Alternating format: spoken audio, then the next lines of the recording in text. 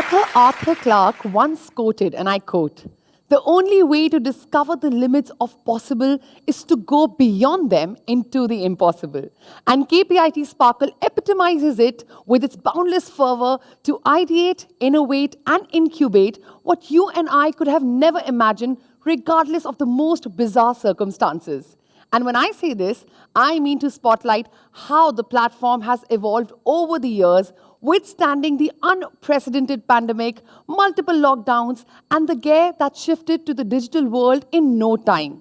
2021 witnessed KPIT pave the way for innovation when nobody thought it was possible. We adapted to the new normal, made an online presence, invited thousands of participants from across the countries with ideas that had the potential to bring closer a sustainable future, and orchestrated an event that surpassed its preceding years. Well, that's KPIT Sparkle for all of us. This year, keeping the need of time in mind, we have chosen to break the boundaries of pandemic, place, and distance by adopting a hybrid mode to conduct the event so our spectators can enjoy and learn from our sustainability initiatives. Good evening to one and all present here, and a warm welcome to the 8th and bigger than ever before edition of KPIT Sparkle.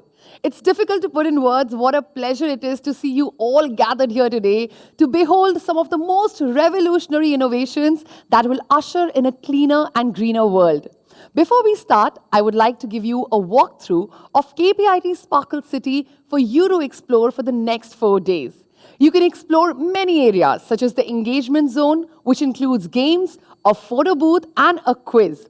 You're welcome to join us in the lovely auditorium for all of our sessions, where all of our eminent speakers are looking forward to connecting with you. We also urge you to pay a visit to the KPIT Sparkle finalists in Dome 1, 2, and 3, where they are eager to walk you through their ideas. Finally, we have the Shodh Awards, where our finalists will deliver their live from Pimpri Chinchwad College of Engineering. Please visit our information desk for immediate assistance if you have any questions. On that note, I welcome you all to KPIT Sparkle 2022, the biggest tech innovation event that India has ever witnessed, with more than 16,000 students and thousands of unique ideas from across the country. Before we start with the first leg of KPIT Sparkle 2022, let me tell you a little about what KPIT is and how it's going to change the narrative of sustainability in India and across the globe. Ladies and gentlemen, KPIT is a leading independent software development and integration partner, helping mobility leapfrog towards a clean, smart, and safe future.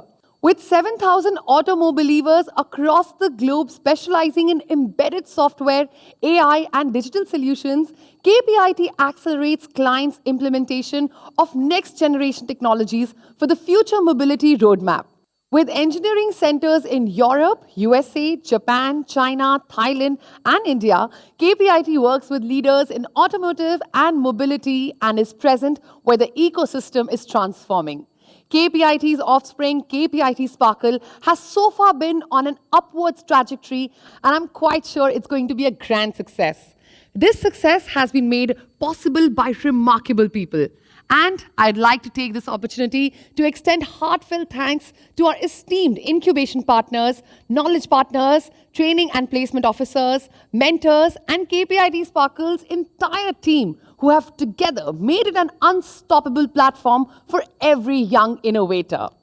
So without further ado, let's begin. Ladies and gentlemen, you must have a solid and well-planned foundation because a great building can't be built upon a weak foundation. For KPIT Sparkle, this foundation is Mr. Rahul Uplap, Head Education and Competency Development at KPIT Technologies Limited. His zest to see new wonders evolve from an idea drives the whole team to work smarter and better. And year on year, building on Rahul's contagious determination, they deliver the best and raise the bar. I would like to request Mr. Uplap to open the event with his warm welcome to our brightest innovators and the August gathering.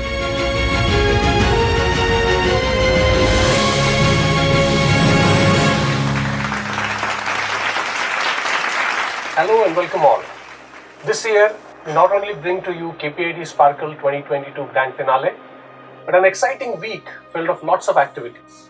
We are calling it the Grand Automotive Fest. Now, throughout the week, we have distinguished speakers from industry, academia, across the globe, sharing their views on technological advances in the field of energy and mobility. We also have the annual ICER KPIT conference on energy and mobility and the KPIT Showed Awards, showcasing some of the best research work done by young Indian scholars in the field of energy and mobility. And the week finally will conclude by the KPIT Sparkle 2022 Grand Finale. Last year, we had to organize the event in a completely virtual mode, and that was obviously because of the pandemic. But the fast improving situation has helped us organize the finale this year at the PCCOE College of Engineering, Pune, who have been our academic partners for the last 3 years. Now, people across the globe can also watch the entire event on our digital platform. Now, KPIT Sparkle, which is one of the largest innovation platforms within the country, is in its glorious 8th year. This year, we had a stupendous number of registrations similar to last year. And out of 18,000 students who have registered, we have finally arrived at 24 teams shortlisted to the grand finale. Now, even though the event is being conducted on-premise on PCCOE College, we still see the impact of the pandemic. The students had challenges for working on their ideas, building prototypes, and that was throughout the year because they were confined to their homes. They were not able to get together as a team. They were not able to put together resources to build their prototypes. So what we have done this year is we have got a lot of focus on virtual prototyping. And this is where our technology partners, which are MathWorks and Resource Systems, have played a major role. So what they've done is they have obviously made their tools available to the students and also helped in mentoring the students in building the software prototypes or the virtual prototypes.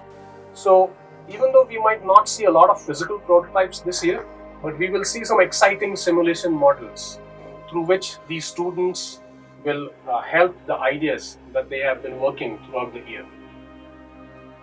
Now, over the years, the KPIT Sparkle, which started as an innovation contest, has now evolved as an innovation platform and has developed a strong ecosystem of its own, promoting entrepreneurship among the students of the country. The focus is on identifying and nurturing young innovators to develop their ideas to reach the technology readiness level, the TRL level 4, which is the stepping stone in terms of converting your idea on paper into a reality. So the Sparkle team has been working with students in getting their ideas up to the TRL level 4. And after that, the promising ideas are getting incubated at the incubation partners of KPIT Sparkle to take them to the TRL level 8 and 9 journey, which is the final product. And this has been the focus of the KPIT Sparkle team to make sure that young innovators don't participate in the KPIT Sparkle event just for the sake of winning prize money, but serious entrepreneurs participate in the event who wish to convert their ideas into real products and serve the society. So the success of KPIT Sparkle, of its journey from an innovation contest to the innovation platform, lies in the numbers where 18 ideas are being incubated across 9 incubation centers which are spread across the country. And these are the 18 ideas which will get converted into real products. Now, out of these, I would like to bring in a couple of incubation success stories which would truly replicate the passion that the students have brought in through KPIT Sparkle. The first of the success stories that I want to bring out today is the team Oxygenerator from the 2021 edition, who successfully developed an oxygen concentrator, and they called that Sanjeevani. And this was part of the COVID-19 related category that we introduced last year. owing to the pandemic and the impact of it. They have been supported by the incubation at MedTech Lab, the IIT Kanpur Incubation Center, and the MSME funding scheme, and the startup SID Labs. At present, it is under technology transfer agreements with fintech engineers under Mission Bharat Portal, organized by SIIC IIT Kanpur, and also with Albot Company under Tech Transfer IIT Kanpur. So this is how students have responded to the need of the society by quickly putting together an idea which had a maximum impact on the society. The second success story that I want to share today with all of you is from Team DBYT. They are from the 2021 KPIT Sparkle edition, and they successfully developed a two-wheeler solution, an electric two-wheeler solution, and have now got into their own venture, Dynamics Mobility Solution.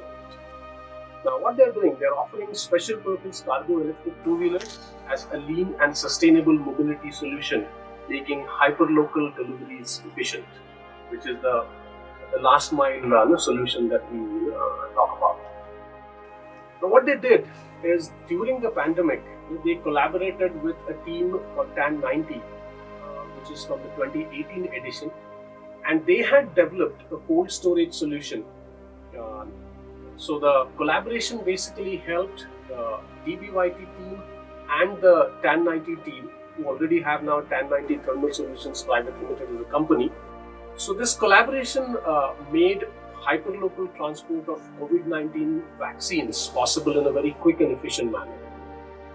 So these are some of the success stories which we, as part of the KPIT Sparkle team, are proud of. Which is not only identifying young innovators across the country, but are able to convert their ideas into products and ultimately serve the society. With these success stories motivating more and more young innovators, KPIT Sparkle continues to strengthen its innovation ecosystem. And that is to help them develop indigenous solutions to address our country's energy and mobility challenges. We thank the nodal agencies DST, which is Department of Science and Technology, NITI Aayog, for their continued support. They have been instrumental in helping the incubation centers get the relevant fund for the students to continue their incubation success stories. And this year we have a prominent player called Dana Care Foundation, and we are very pleased to welcome them on board as a CSR partner. They are part of the renowned automotive global brand Dana Corporation.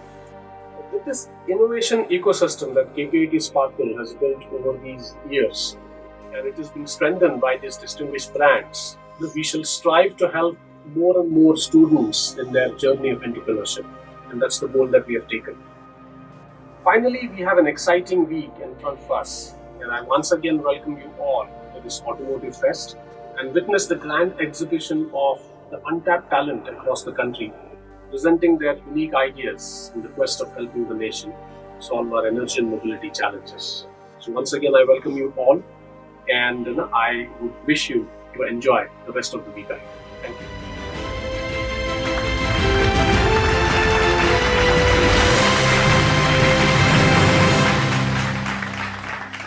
Thank you, Mr. Uplap, for your kind words. Now, I would like to invite Dr. Anita Gupta, Scientist, Advisor, and Head Entrepreneurship and Technology Mission Division, to deliver the keynote address. As a renowned scientist at DST with over 25 years of experience, Dr. Gupta has played a pioneering role in steering the horizontal and vertical growth of innovation, entrepreneurship, and startups in the country. She is a role model and an inspiration for all the women in engineering in true sense, having established over 155 technology business incubators at institutions of excellence including IITs, IIMs, NITs, ISERs, CSIR labs, and leading public and private universities and institutions as a lead catalyst. So, Dr. Gupta, over to you. Thank you to the team KPIT Sparkle for having invited me for this event of 2022. As you all know, last 2 years have been really tough, challenging for all of us because of the COVID-19 pandemic. But even then, in these challenging times, we could see how the challenges were turned into new opportunities, and how our thanks to the technology, thanks to the problem solving, creativity, could really navigate through this tough times. And as I speak now, 21 has been phenomenal for the startups in the country. You see 40 more unicorns were added to the in the unicorn club, and not only that, billions of dollars have been infused as a part of the VC funding in these startups. And it has been said that the Silicon Valley was the one which innovated for the first billions of the population of the world. How this confidence comes? Because although India has millions of problems as I speak now, we do have billions of talented minds in our country. And as far as the engineering and technical education goes, we have close to 3,500 colleges, and about 15 lakhs of engineering graduates we are churning out every year. Is it possible to really mobilize them to be our problem solvers? And as we are also going and working on the new agenda, new call, clarion call of being Atmanirbhar, there will be some products and solutions which are not only inclined for solving problems in our country, which are made for India, but also made for the world. So that's how that gives enough confidence that India holds a lot of promise and potential as far as the innovation goes. And who are these people who will translate these innovation into useful products and service and bring them to the market, to the end customers? It is the entrepreneur's role, and also of the big industries responsibility. So while let us focus our top culture, the new wave which is really making waves is the startup. And as I speak, the way the whole ecosystem has really transformed for being bigger and better in last 3 decades or so, it is really overwhelming. Let me share our journey so far as the DST is concerned. DST was the pioneer in reaching out to various academic institutes way back during last 3 decades, because we considered and perceived them to be seedbeds of new ideas and new knowledge. And that's how, in when we started off our program, focusing on the technology business incubator, and we had a handful of incubators at that point in time. But 2015 onwards, which has been a game-changing period, because in 2015, our PM from Retd coined a new program and rolled out a new program, Startup India, Stand Up India. And from 2016, the program really came into being. We, DST, were the lead knowledge partners program, and we also internally brainstorm with our set of stakeholders as to what are the missing pieces in the entire innovation to market value chain. Because a chain is as strong as its weakest link, and we could really figure out there was some weakest link in our whole program offerings, because we didn't have any program to really support innovators in their translation of idea to prototype. So let me dwell a bit about when we are bubbling with the ideas, passionate about the ideas.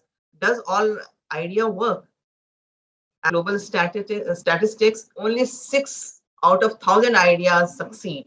So that means there are certain things which are lacking in that idea. And with that notion and premise, there is a lot more talk about whether entrepreneurs are born or entrepreneurs can be made. But we are here only because of the second premise, which we hold good, is the entrepreneurs can also be made if they are actually taught and coached and mentored well, which is called disciplined entrepreneurship, where there are 24 steps in which how do you really start from your journey as an ideator, and then move on to really test your idea, validate your idea, come out prototype building, and then minimal viable product. And once then the other stages of your startup journey follows. Because when an ideator works on it, they are actually thinking about that I build a product out of it? But it should be the other way around. Like, idea is good, but should you build an idea?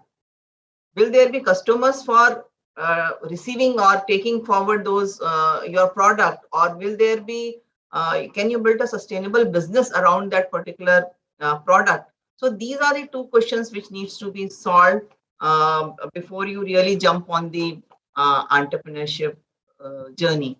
So I last week I was a part of that GDC program of I Incubate, and where they specifically focused on customer discovery, which is the prerequisite of really taking a call, go or no go about an idea. Then you take a call that you have to be an entrepreneur. Then you figure out now how is the ecosystem which can support the idea or the ideator or the innovator. With when we sat down and brainstormed about the missing pieces in the innovation value chain, we didn't have any program at the pre-incubation level. How to scout for them, and that's how we came out with. They were, as I said, that Indian society is bit risk averse, and they are not really keen for taking risks. Fear of failures is there, and as a typical middle class mindset, most of the students, when they are graduating out, they opt for a good placements or campus placement as a stable and a safe option. And but there are certain students which would like to pursue their passion of startup during that year of getting that fellowship, or as a part of the year program, they can really take a call and build confidence about the product or about the customer discovery. So that was the one thing. And also was the Prayas program. There was no funding available for an innovator to translate the idea into working prototype. And this Prayas program, which is now operational in close to 30 incubators across the country, has these two both programs at pre-incubation level have really delivered good results for us, wherein 70% of the recipients have now registered startup. We also came out with a seed support program once you enter an incubation. So this is also really hassle-free funding which is provided, although with a structured selection process in place. And we have many success stories, and these startups, when we got evaluated IIT Kanpur study, each rupee invested in these startups were able to generate 5x the amount. Like whatever public fund we have invested, they could raise. So this is also proof of success that the investors are valuing the problems which are being addressed by these startups. Another aspect which I would like to highlight is that going forward, India as a part of whole our national aspirations being the form of energy agenda coined by our PM, wherein by 2030 we have to reduce our dependence on fossil fuels, or reorient our energy generation to renewables by 2030, and also reducing the carbon emissions, targeting by 2070 as net zero. So energy holds a lot of real promise in terms of where the new next set of disruptive innovation should come from. Another is like EV sector is also really going to shape up and re-energize our transport and mobility sector. I think these two domains are really critically important as far as the deep tech, deep science goes, where the startup should be focusing on. And as of now, there are about more than 500 startups which are working in the EV domain. They are mainly in the manufacturing side, or a battery side, or even service also they are experimenting with. So this space really holds a lot of future promise as far as goes. And uh, companies and organizations are homegrown companies like KPIT, who is driving and focusing on innovations from students in this domain really will see a lot of traction as we go along. Apart from it, like fintech, India has already established its credentials on the startup, really making waves in the fintech because thanks to digitization, thanks to the penetration of smartphones across the country, a lot of services are now being used by our Indians from the grassroots level, villages level, and this has really transformed uh, uh, the overall uh, fintech sector in the country. Another one, as we know, because of pandemic, our preparedness is really being applauded. The way we rolled out our vaccine and covered a vast population through this, and it was also possible because of we had that COVID app and digitization and also the execution capabilities of our government. And another aspect I would like to also highlight, like whatever support which government is providing as a part of Startup India, but also by the state governments in last 2 to 3 years, and also apart from DST, many government departments are now promoting startups, be it our sister department, DBT, which is very proactive in the biotech domain, in METI, which is Information Technology Type 2.2 program, defense program. We have IDEX program to support startups. Even now, space is opening up for startups. ISRO is is setting up space technology park in Trivandrum. So in terms of you talk any domain, food processing already has, and as recent budget, agri-tech sector also is so very important. So these sectors are going to really be thriving as far as the innovation and startup goes in the country.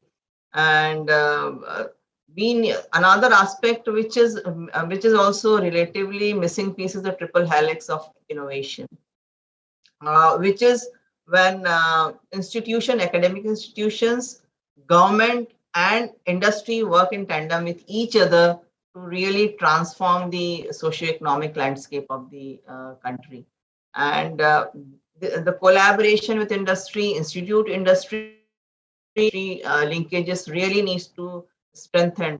And I would urge upon industry to really come out and help out the startups in really validating their products, pilot testing, validating, also arranging for the paid pilots for the startups. And also really come forward to set up incubators in the identified domains or sectors where India really aspires to position itself.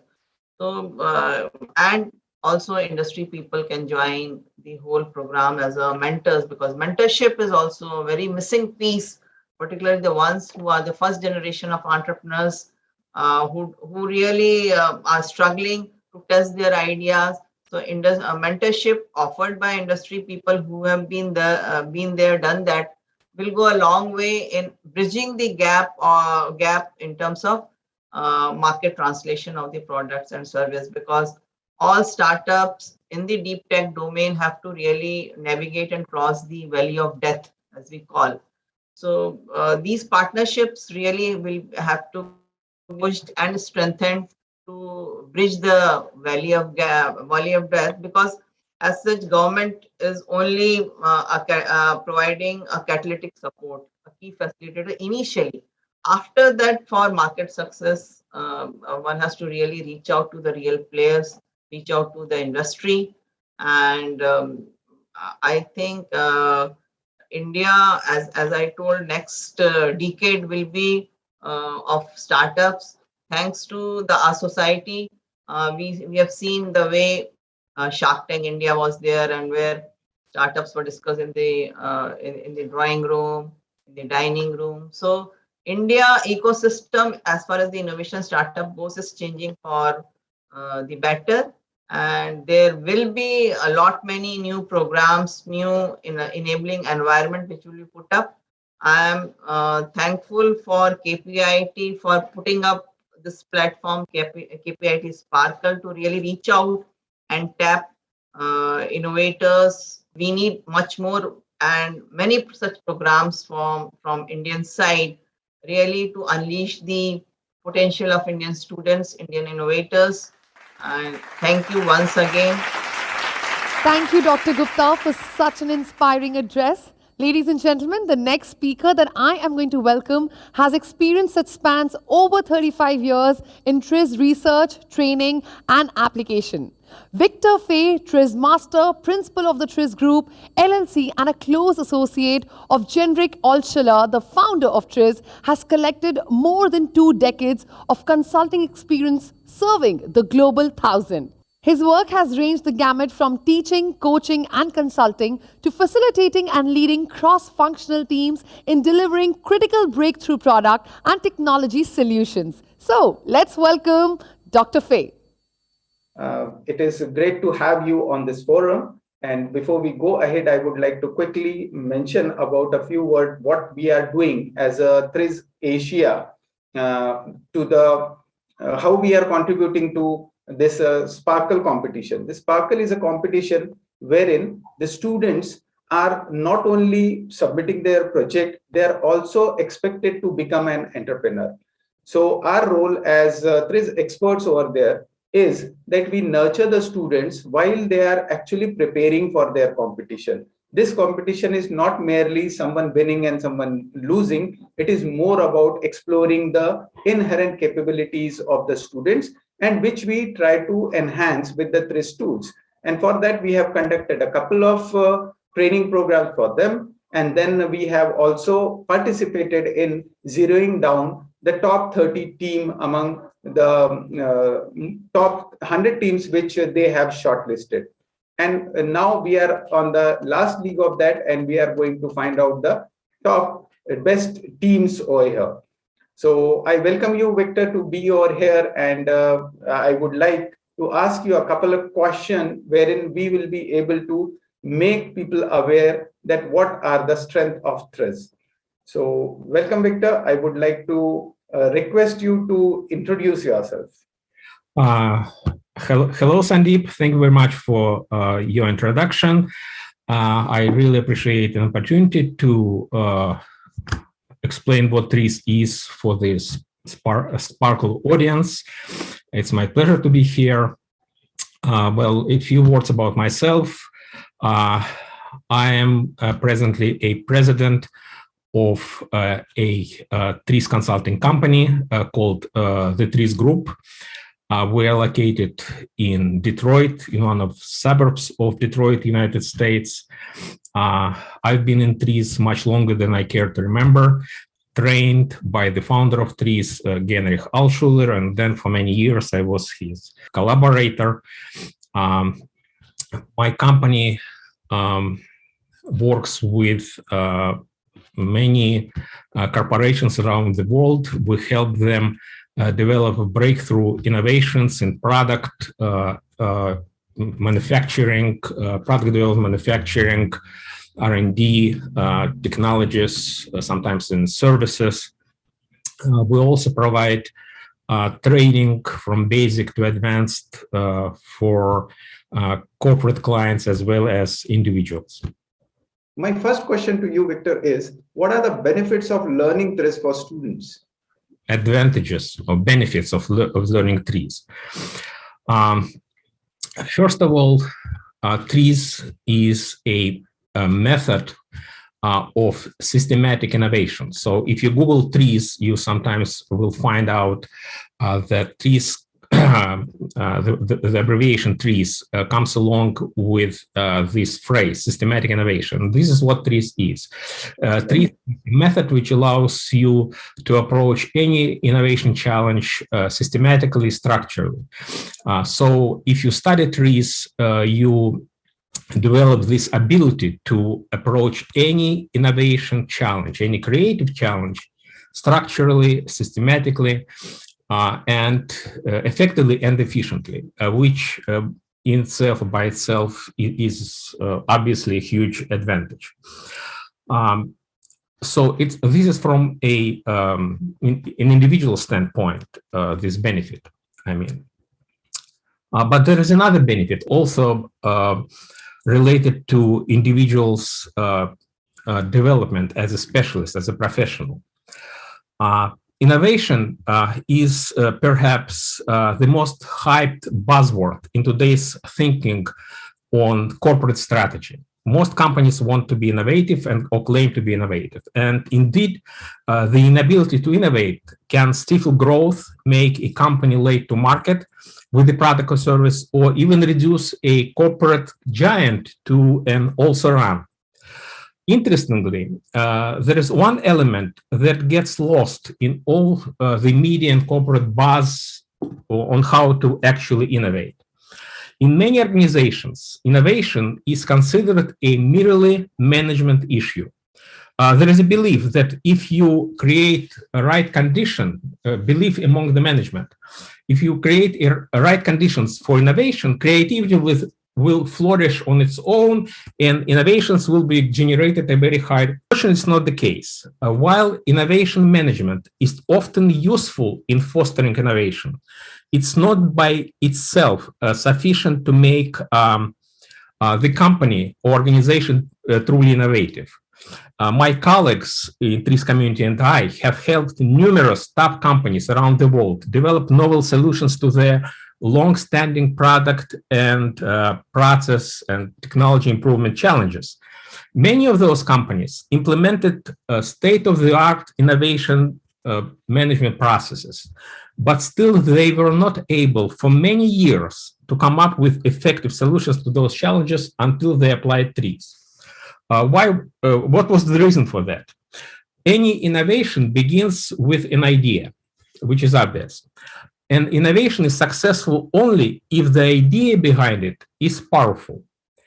While coming with new ideas is relatively easy, generating a really powerful and impactful innovation solution is extremely difficult.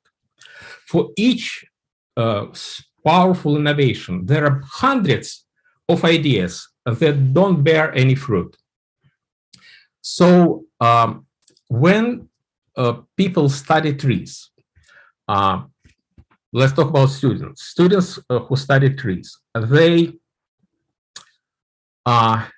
become extremely efficient in their ability to generate powerful innovation ideas.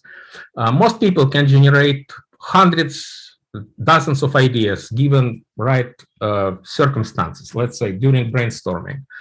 But most of these ideas are going to be discarded.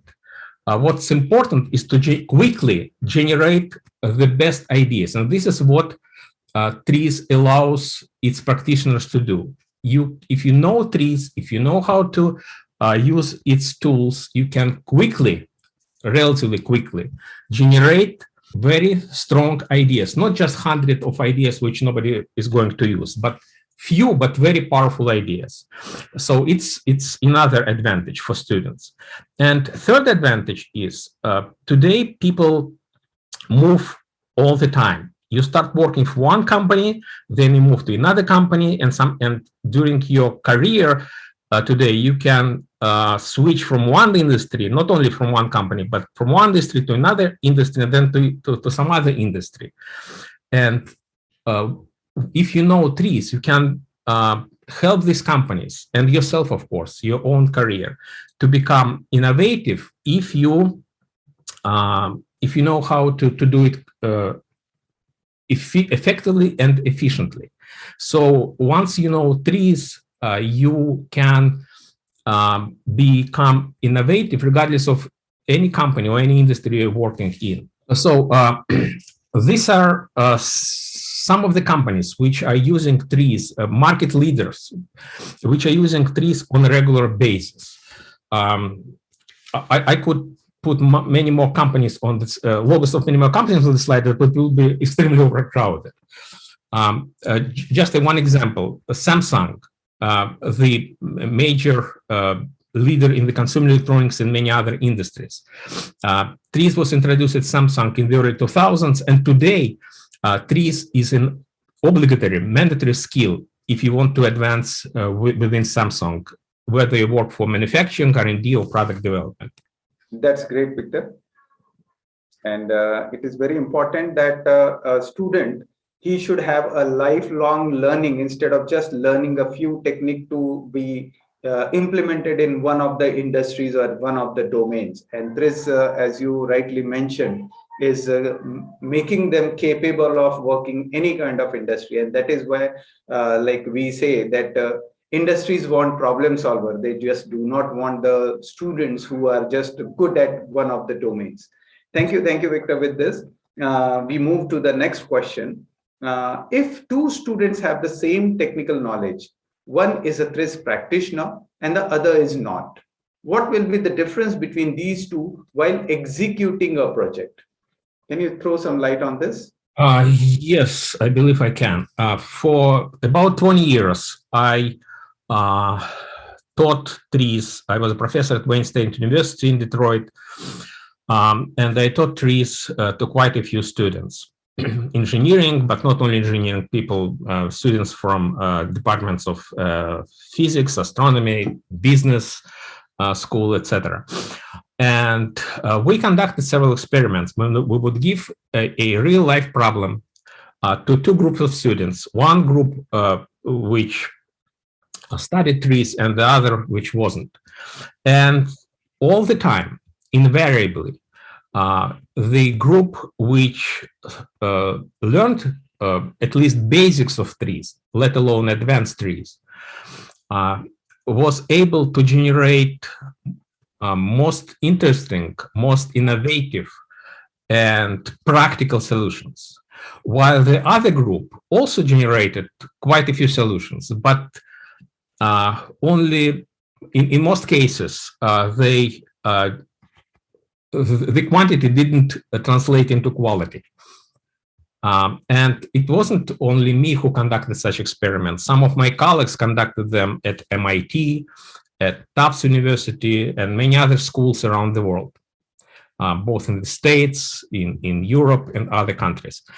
So the evidence which we have suggests that students tremendously benefit from TRIZ because they develop this ability to, again, I'm going to repeat myself, to rapidly develop most effective solutions to essentially any challenge they're facing.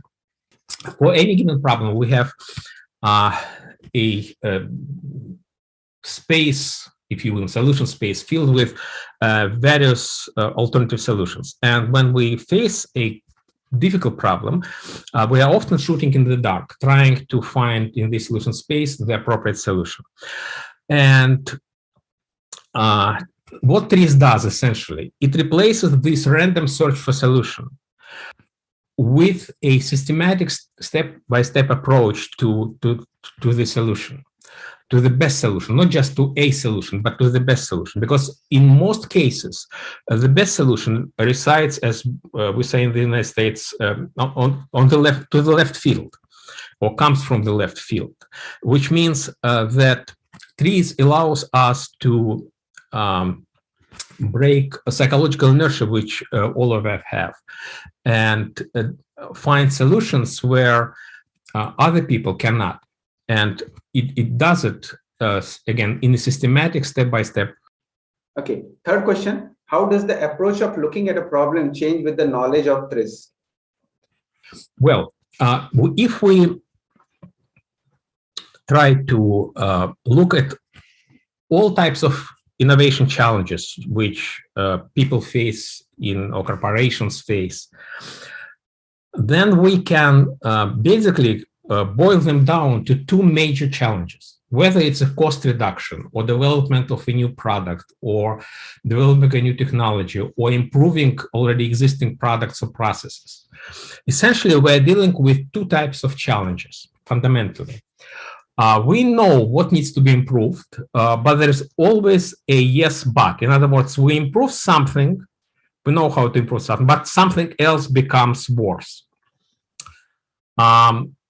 And another type of challenge, when we try to find out a new solution, we try to come up with a new offering to the market. And we are faced with many paths to this new thing. Sometimes we can identify dozens of approaches to the development of new product or new service.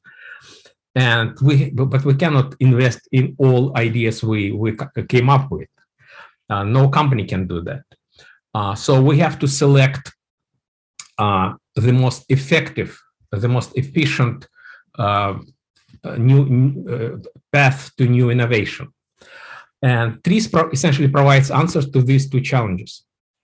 So basically, TRIZ is used for two types of challenges. First of all, it's development of compromise-free solutions.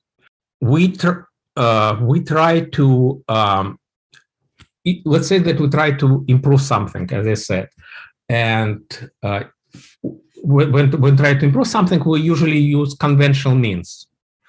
But inevitably, when we introduce any major improvement, not just small inconspicuous improvement, but major improvement, something else in our product or process becomes inadequate. Just to give you a simple example.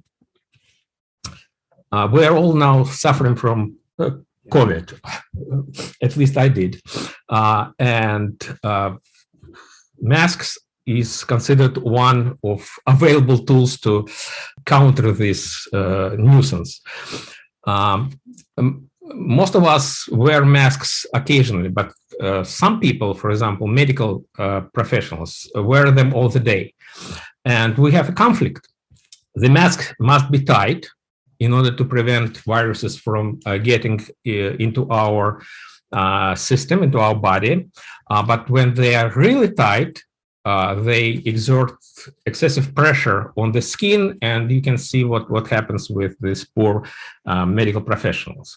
So we have a conflict. The mask should be tight on the face, and it should be loose on the face.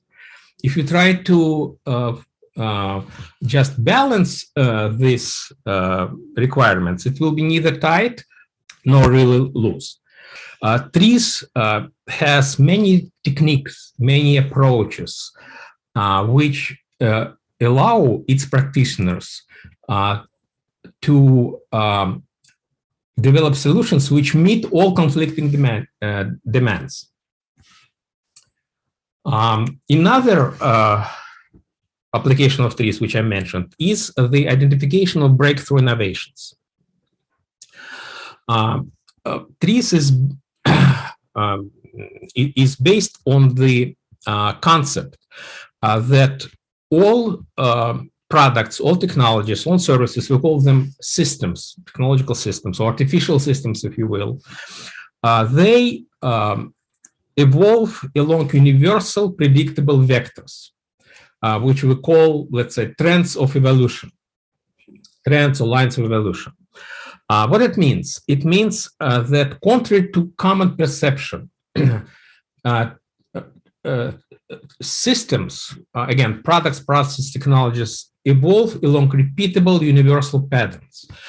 It means, what it means? It means, from a practical standpoint, it means that if I want to find out what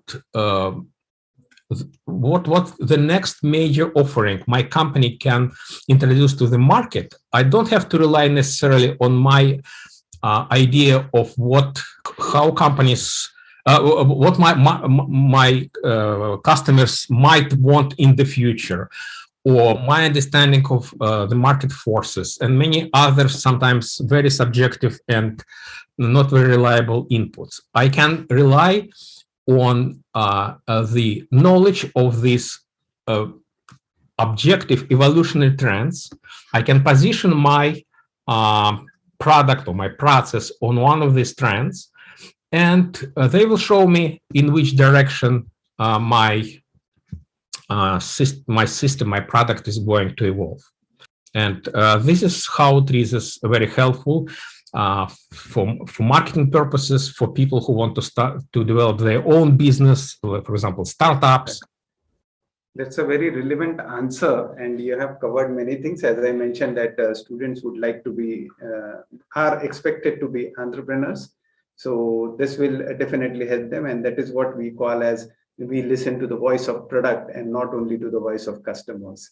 Thank you, Victor. And as we go ahead, next question is that according to Harvard Business School professor Clayton Christensen, there are over 30,000 new products introduced every year and 95% fail. How can TRIZ help to reverse this ratio? There are several reasons, or at least two main reasons why many products are either not very successful or suboptimal, if you will, in the marketplace. One reason is that many product introductions don't really resolve conflicts. They offer compromises or trade-offs, or like people say, optimal solutions. But optimal solution is a euphemism for trade-off or compromise, when we have a little bit of this and a little bit of that. But we want everything of this and everything of that. In TRIZ, as I said earlier, there are quite a few tools which can be used to develop, excuse me, compromise-free solutions. Let me give you just one example from my experience of using some of these tools. I'm not going to describe these tools because we don't have time for that. But I want the students to be aware that they exist and they can look them up, by the way, on Google. And I'm sure later on they will be introduced to some of them, if not all of them. Single cup coffee brewers or coffee makers are really popular today. But they were first introduced into the marketplace about 30 years ago, 25 years ago. One of the first companies which introduced this single cup coffee brewers, it's a coffee brewer which brews one coffee cup. You just insert a pack into the machine, push the button, and it brews you a single cup of coffee or tea or whatever. There is a company in the United States called MATRIZ.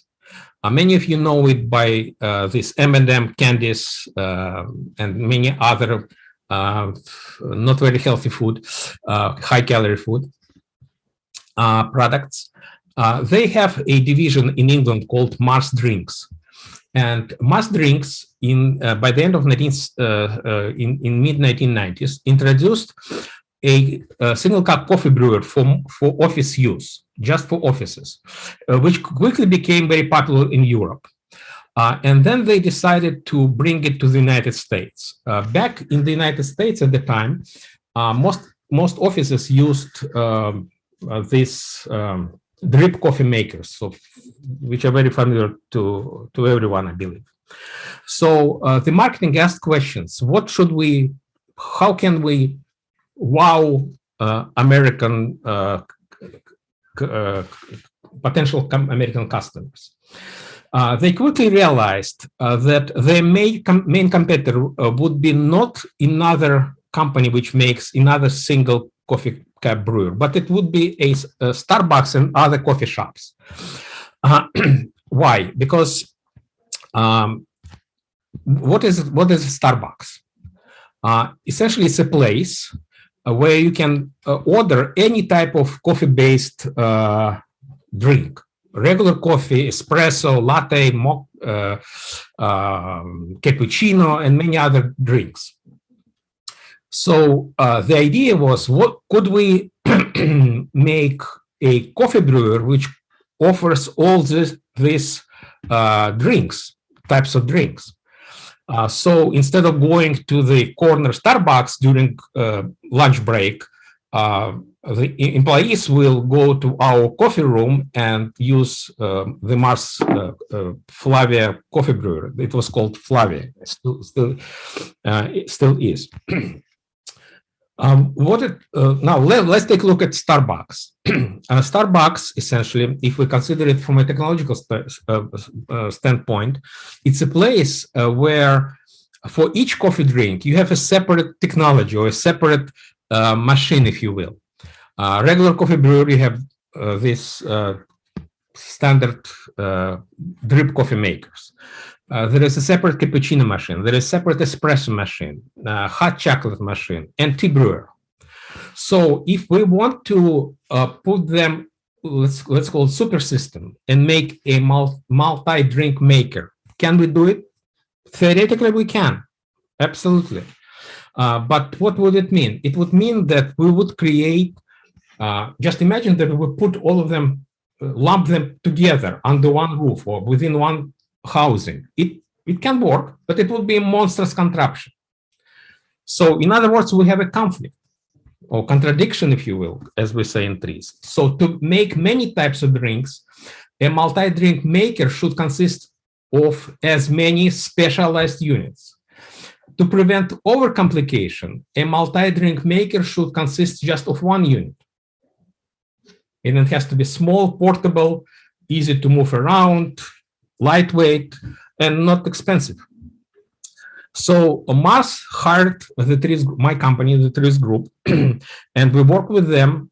As you can imagine, it's just an overall problem. We broke it into many sub-problems and attacked each of them, this major conflict, using tools of TRIZ. And this is what how this product looks today. It's a small coffee brewer which makes really high quality drinks: regular coffee, cappuccino, latte, espresso, hot chocolate, tea, and something else. And few years ago, Lavazza, it's a major coffee equipment manufacturer in the world, Italian company, bought this product for $650 million. So it's one example of why using TRIZ, you develop not just another product which offers another compromise, but allows you to quickly develop a breakthrough solution, real breakthrough. That's really great. It is not just collating the different equipments, rather it is integrating or syncing them together and making it much smaller. That's really great. Okay, moving to the next and the last question. How can TRIZ help to change the perspective of looking at the routine problem of daily course as well as business development? So it's my understanding that we have two questions here. Using TRIZ everyday life, and another is in business development. I have an example of business development, which I'll show you later. But about everyday life, I just recalled a challenge, everyday challenge, which one of my colleagues faced some time ago. He was going to for some ski trip in the woods in Canada, and as you know, Canada in the wintertime, it's quite cold. And just one day before he has to jump on the train, and he discovers that he has nothing to protect his neck from the cold. He didn't want to wear heavy sweaters or scarves all the time. He needed something to protect his neck only. Again, he didn't want it to be a scarf or a turtleneck. He needed something only for his neck. So he went to the department store. One department store asked for something just to protect the neck. They offered him some scarves. He said, "No, I don't want scarves. I need something small." We have nothing. Then he went to another store. And same scenario, turtlenecks or heavy sweaters with collars or scarves. And then he remembered that he was a tree specialist and he had to think creatively. In trees, we have this very interesting approach that any product, any exists not exists to perform at least one with primary or main function. So we don't need the product itself, we need its function. So he asked himself, what function do I need? I need something around my neck. I don't need the whole sweater for that. I just need a collar. And there are no such collars in conventional stores. But I need a product which will serve as a collar, will provide the same function, but without being a collar per se. And once he formulated this problem like that, he immediately arrived at the answer. It was a neck guard, which many people use after some accidents. And so some athletes actually use them to protect them during competitions. So he went to a sport department store and bought a small neck guard.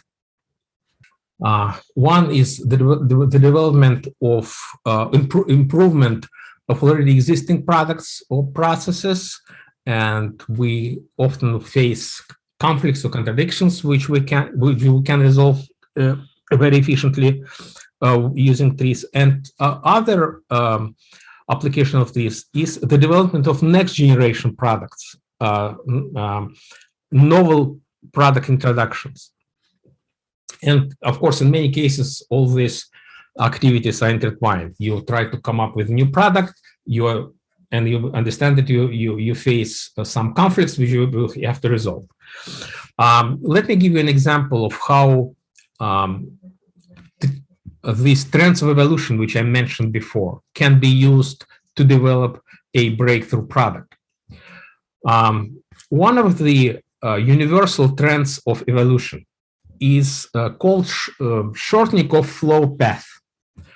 What it means? It means that systems, and when I say systems, I mean products, processes, technologies, in all of them have, we can picture them as involving flows of material, energy, and information. Any product you can think of, it has some energy flows, material flows, sometimes substance flows, and information.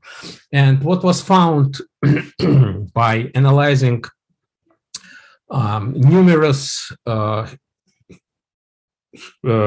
case studies of historical development of hundreds and thousands of products and processes was that in the course of evolution, systems evolved towards shortening of this flow path.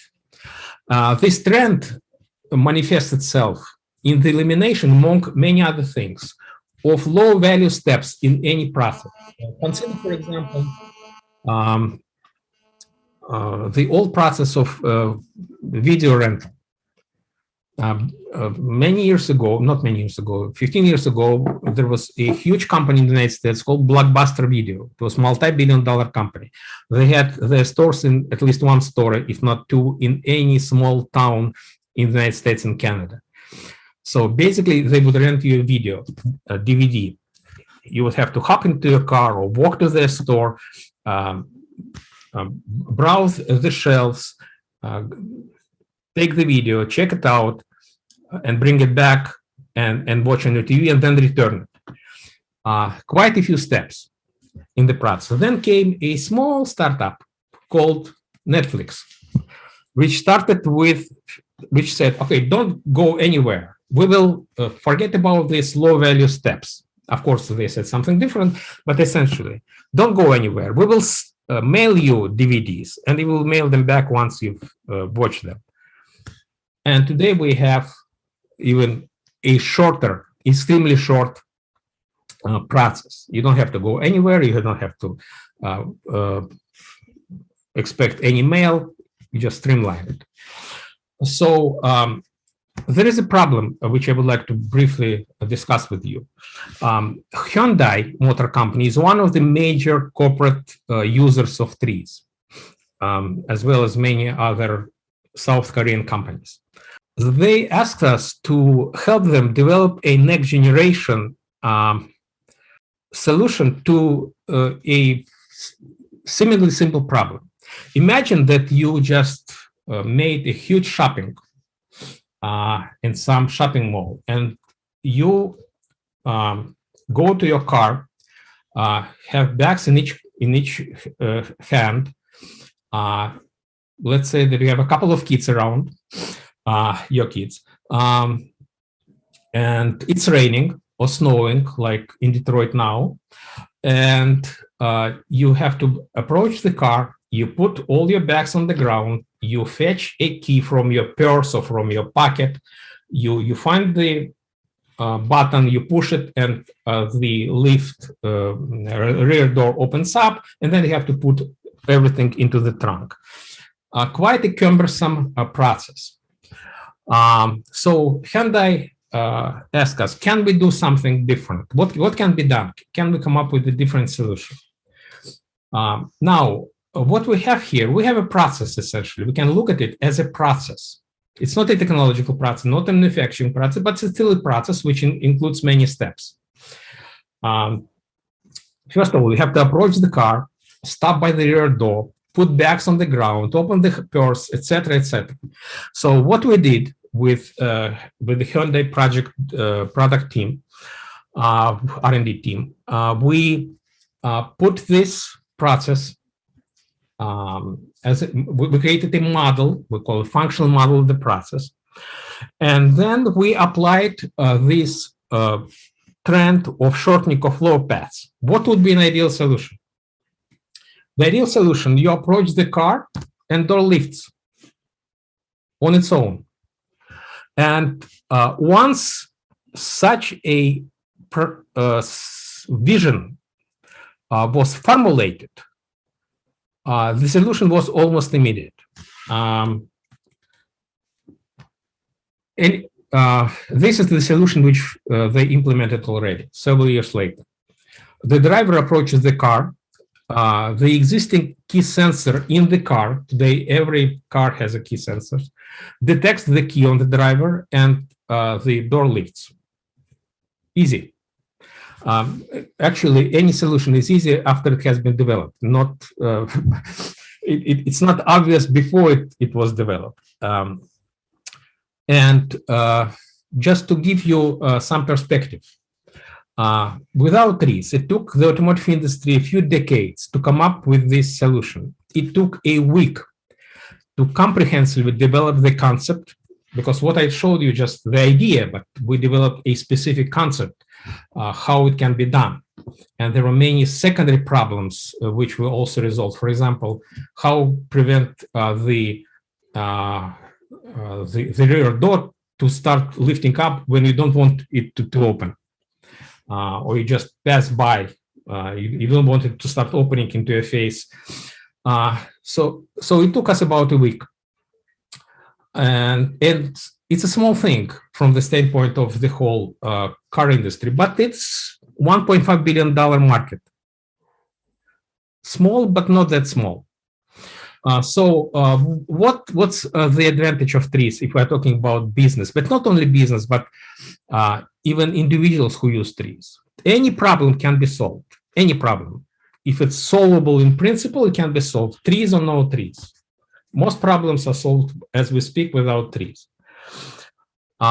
The TRIZ advantage, the main advantage of TRIZ, again, from a business standpoint, is that TRIZ allows us to dramatically shrink the time needed to arrive at the best solution, the most effective solution. So instead of spending years, wasting years trying to find these solutions and repeatedly coming up with this optimal or solutions which are essentially compromises, TRIZ allows you to develop a compromise-free solution in weeks rather than years.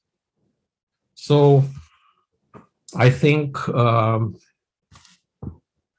hope I have answered your question. Yes, wonderful answer, Victor. And it will definitely inspire students to find a quick and a simple solution, but which is hidden and which won't be very easily visible. But the TRIZ tool will make him make these solutions visible to them in a very systematic way. Absolutely. Yeah. I'm sorry for interrupting you, but your students can go to Google, which knows everything, and type in TRIZ innovation, and they will be inundated with various case studies, stories, not from consultants like me, but from people who use TRIZ inside corporations, startups, individual inventors, innovators who use TRIZ on an everyday basis to promote their own career, help their companies, and develop new businesses. Right, great. Victor, a quick additional question.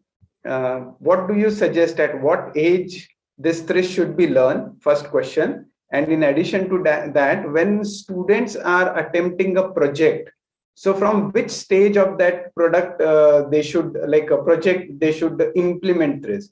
Should it be at the ideation stage or anywhere within that ideation to commercialization? Okay, so there are two questions from both. Yeah. Well, the sooner the better. I can tell you that there is a increasingly popular movement now in TRIZ, which is called TRIZ pedagogics, or teaching TRIZ to secondary school students. It's mostly today happening in Russia. It's one of the peaceful things Russians are doing presently, and not only Russia, but in Eastern Europe mostly today. But it's moving to other countries as well. When kids are taught not just very complicated, sophisticated tools of TRIZ, because TRIZ is quite complex, as you know, but some basic thinking tools of TRIZ. For example, the ability to see conflicts rather than something in the middle, ability to see functions rather than things which deliver these functions, ability to see a systemic picture of any problem, a systemic nature of any problem, and many other basic tools of TRIZ. And it becomes quite popular. Kids who have gone through this training develop deep thinking flexibility, ability to resolve conflicts rather than looking for compromises, quickly identify the most interesting directions for solution. I spoke with a colleague of ours actually a couple of days ago, and he told me about one of his students who learned TRIZ in high school. And about 2 years ago, he used TRIZ to develop a new business, which he recently sold for $300 million to a major company. I don't remember the details, but it was, again, he identified some conflict in the existing product, developed a new solution, built a startup around it, and a couple of years later, he sold it for over $300 million, which is not bad in my view, here in the United States. Now, remind me the second question. At which stage of the project students should implement TRIZ? TRIZ, of course, first of all, you should use it at the conceptual stage. When sometimes even at pre-conceptual stage, when you try to understand if this problem needs to be solved in the first place. Because in many cases, especially in corporations, engineers are given a task, develop something like this. But what we often find out that this specific problem doesn't have to be solved. A totally different problem has to be solved. And one of the main reasons why for many companies, for many for many years cannot develop best solutions is that they're trying to solve a wrong problem. Very smart people, very talented people, the most educated people, if they march along the wrong path, will go to the edge of the cliff. Right. So even before you start development of concept, you start to figure out, is the problem which you are trying to solve worth solving? And TRIZ has very powerful tools which allow you to analyze the initial situation, the need, before you and identify the problem which is worth solving. So it's pre-conceptual stage. Once you identify the problem, you develop concepts. So TRIZ is extremely powerful at the conceptual stage. What happens next? Once you develop your concept, you always, what does it mean? What a new concept means? It means that you change your product or your process or whatever you're trying to improve. And any change will inevitably create what we call secondary problems. Like I just mentioned, how to make sure that when you pass by the lift gate with your key in your pocket, it will not start opening up into and hit you. It's a minor thing, but if you don't resolve it, your major idea is not going to fly. It's not going to be implemented ever. And many of these secondary problems also have conflicts, also have contradictions, and you can use TRIZ to resolve them. So these are at least three stages where TRIZ can be extremely beneficially used. Pre-conceptual stage, when you try to formulate the problem which is worth solving. Second, development of concepts to solve this problem. And finally, identifying potential failure modes, potential secondary problems associated with your main idea, and resolving them as well. Thank you, Victor. It was really a great interaction with you. And of course, it was not possible for us to get any better person than you for guiding the students on the TRIZ tools and its effectiveness for their project and for their future endeavors. You have a huge experience as a faculty member, and you have executed so many valuable projects also. And this all has come down as an insight to the students with your rich experience. Thanks for being with us, and we are looking forward for more and more interactions with you and guide the students. Thank you very much, Sandeep. I really appreciate this opportunity to tell everyone who wants to listen about my beloved TRIZ. And good luck to the students with their innovation efforts and with their careers. Yeah, and a big thank to KPIT Sparkle for giving us an opportunity, like TRIZ Association of Asia, to interact with students and make them aware about a tool which will be like lifelong learning for them. And thank you, Victor, once again on behalf of KPIT Sparkle, and have a great day ahead. Thank you, Mr. Fay, for such wonderful insights.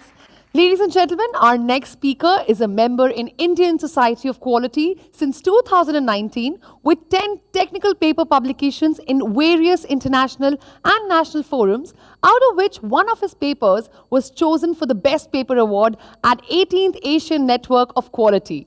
He is also a management committee member in SAE India Southern Section for 2020-2022.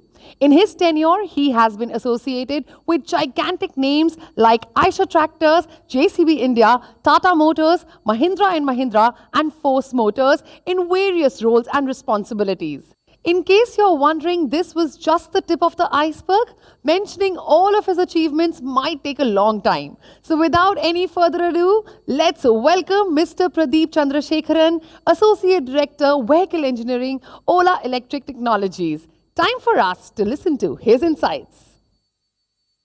I'm Pradeep Chandrasekaran from Ola Electric Technologies, also a management committee member from SA India Southern Section. So for next few minutes, we are going to have a quick chat or update on the fuel solutions for transportation and for future mobility. So everybody know we have been studying about hydrogen from the schooling, right? Is it not? The thing is, everybody know hydrogen is one of the, I would say, element which is the lightest and is abundant in our environment, right? But many people don't know in depth that it is one of the very, very lucrative alternate fuel, which can replace many of the contemporary fuels in the global scenario now. Why? The reason being H2 is abundant. That means the sun comprises of 92% of hydrogen by mass. About 10% of human body mass is hydrogen. Do you know? The energy in 2.2 pounds, that is 1 kilogram of hydrogen gas, is about the same as that of energy in 1 gallon, that is 6.2 pounds of gasoline. So these are interesting, is it not? And also hydrogen is 75% of element mass in universe. So these are some of the interesting facts which makes it as a viable option. There are two graphs depicted here. If you see on the left-hand side table, you see the figures of hydrogen demand from 2015 to 2050 projected. So if you see in 2015, it's more focused on new feedstock and a few on the energy from the industry side.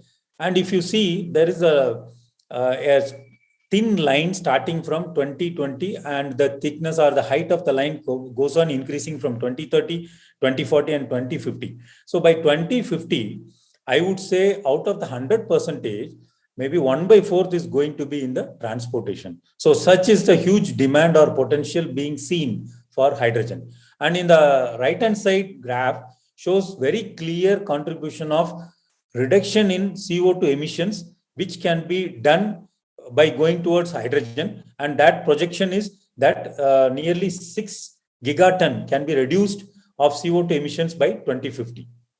So this is one fact. What are the other interfaces for hydrogen? So if you see hydrogen, it is having interface on the chemical. That means it is being deployed for cosmetics, food processing, ammonia production, electronics, methanol, etc., etc. Fuel, we have already seen. It's also used in for the natural gas, like steam methane reforming, then renewable sources. So here we talk of one interesting fact called CHP, that is combined heat and power, where the hydrogen or the fuel cell augment itself with the other renewable sources, which we are going to see today.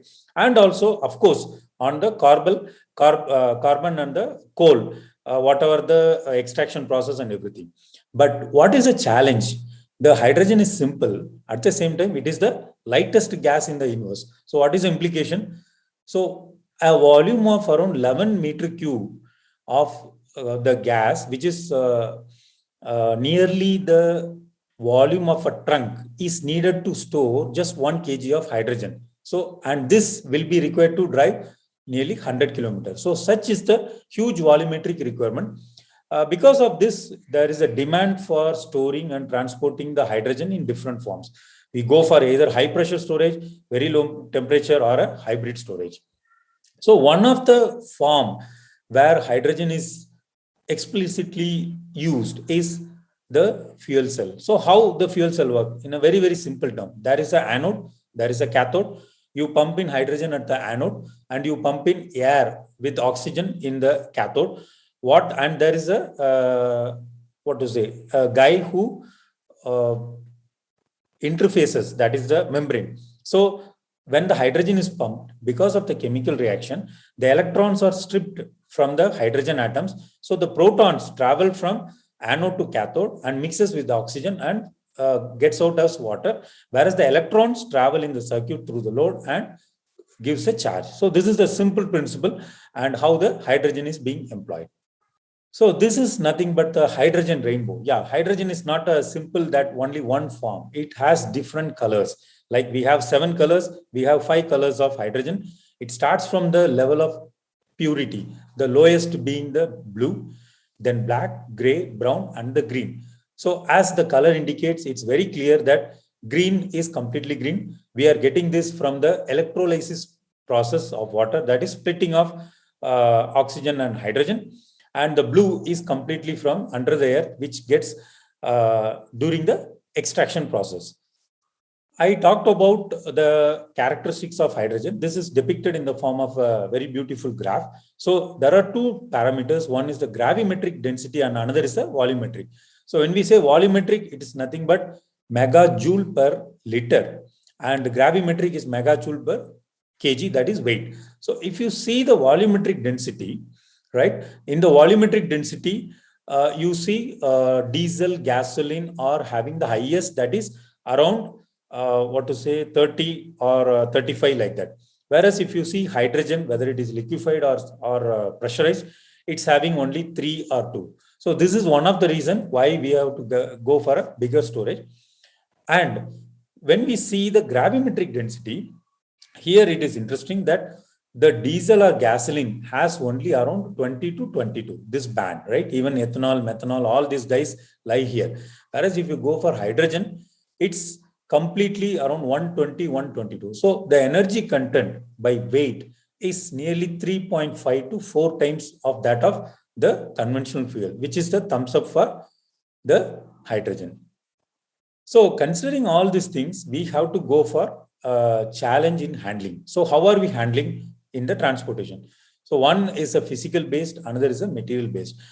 Interesting is a material based, because in the material base, we go for either in the form of adsorbent, liquid organic, interstitial hydrates, complex hydrates, and chemical hydrogen. As the name indicates, or the image is indicating, in adsorbent, the hydrogen is stored in the surface of the matrix. So during the requirement of hydrogen, it is deprived, that is, it is a dehydrogenation which takes place and it is taken out. In liquid organic, it is, we call it as LOHC. In the next slide, it's there. In the interstitial hydrates, these are impregnated in the lattice structures. So the green are nothing but the hydrogen between the different atoms. So it is taken out by a dehydrogenation process. From that, hydrogen is extracted. And complex hydrate, it is the same. So all these 3 only differs from the way of chemical which is taking the hydrogen. And the last is of course the chemical hydrogen. So here there are few elements which have good affinity with the hydrogen. One is boron and another is nitrogen. So we have it in the converted form, either in form of boron hydride or in the form of ammonia. The next interesting thing is the physical based. Yes, we are going for compressed gas storage, cryo-compressed or liquid. So what are those things? We'll just see. I have just depicted a small simple figure. This is a Doosan make hydrogen tank, which is a different type. I'll explain here. So this is how a tank looks like. You have 2 cups. The cup can be either metal or plastic. I would say a composite reinforced fiber and the metal internal structure. And you have a receptacle and you have the valve. So there are 4 types of storage: type 1, type 2, type 3, type 4. In type 1, the cylinder is completely metallic. In type 2, you have a liner metal and the outside is a composite. And in type 3, you have internally metal and you have outside as a composite. Type 4 is a very important. You have completely liner also, polymer, and all the junction and joiner is also fiber plus resin. And you have only the metallic bars to which the regulator valve is connected. So the world is working towards type 3 or type 4 because of its lightweight handling and other technology wise. Okay, so hydrogen we spoke about is finding application in fuel cell. We talked about what is fuel cell. Now, what are the types of fuel cell? Basically, the fuel cell differs in the form by virtue of anode, cathode, electrolyte, and the temperature of operation. So if you see, it starts from simple, that is proton exchange membrane, PEM, then you go for alkaline, and then it goes for solid oxide. What is the difference? So you see the difference is in the anode. So up to phosphoric acid, it's completely only direct hydrogen, whereas cathode gas is atmospheric oxygen. When you go for higher temperature, you go for alternate materials, either it can be a methane or it can be a natural gas. And you see the efficiency is also increasing. We go from 35% up to 60 to 65. But the notable thing here is the temperature of operation. So for normal thing, we go for either AFC or a PEM, where you go for 70 to 80. Whereas if you go for solid oxide, based on the requirement, it goes up to 1000 degrees centigrade. The same thing is depicted here. It seems that, the high temperature is indicated for SOFC, and lower temperature is for AFC. And one more thing, there are bi-components which are happening as a result of electrochemical reaction at anode and cathode, which is also given. By virtue of the temperature of operation, SOFC mostly operates on constant load condition, whereas AFC to DMFC, it operates on variable load condition. So this is a basic architecture, I would say, for the fuel cell. So when we talk about PEM, proton exchange membrane, and there, as I explained, this is integrated with the combined heat and power unit. So if you see this layout, the gas is pumped from here. Then there is a controller desulfurizer. Then there are valves. It goes into the reformer. From the reformer, with other high voltage system controls and everything, it is fed into the LT PEM stack. So there are 3 stacks which are combined together to make one module. In the same manner, air is pressurized from here with the help of combustion air blower, and it also goes through a lot of refinements before it reaches. The significance of the CHP system is whatever the heat is coming out, it is recovered and it is converted for other applications, number one. Also, this supplies the power for operating the complete system. And this type of application, this circuit is used for standalone energy system. This is not for a mobile system. So we saw about PEM. Now this is a SOFC, which is at very high temperature. So here it's going to be natural gas, which will be the input. Then you have the startup fuel bypass. Then you have a combustor, then reformer, then you get into the stack. And again, in a similar manner, it has the CHP. Like I told, the major difference is only in handling the temperature, gas, and what is the type of input and the control system.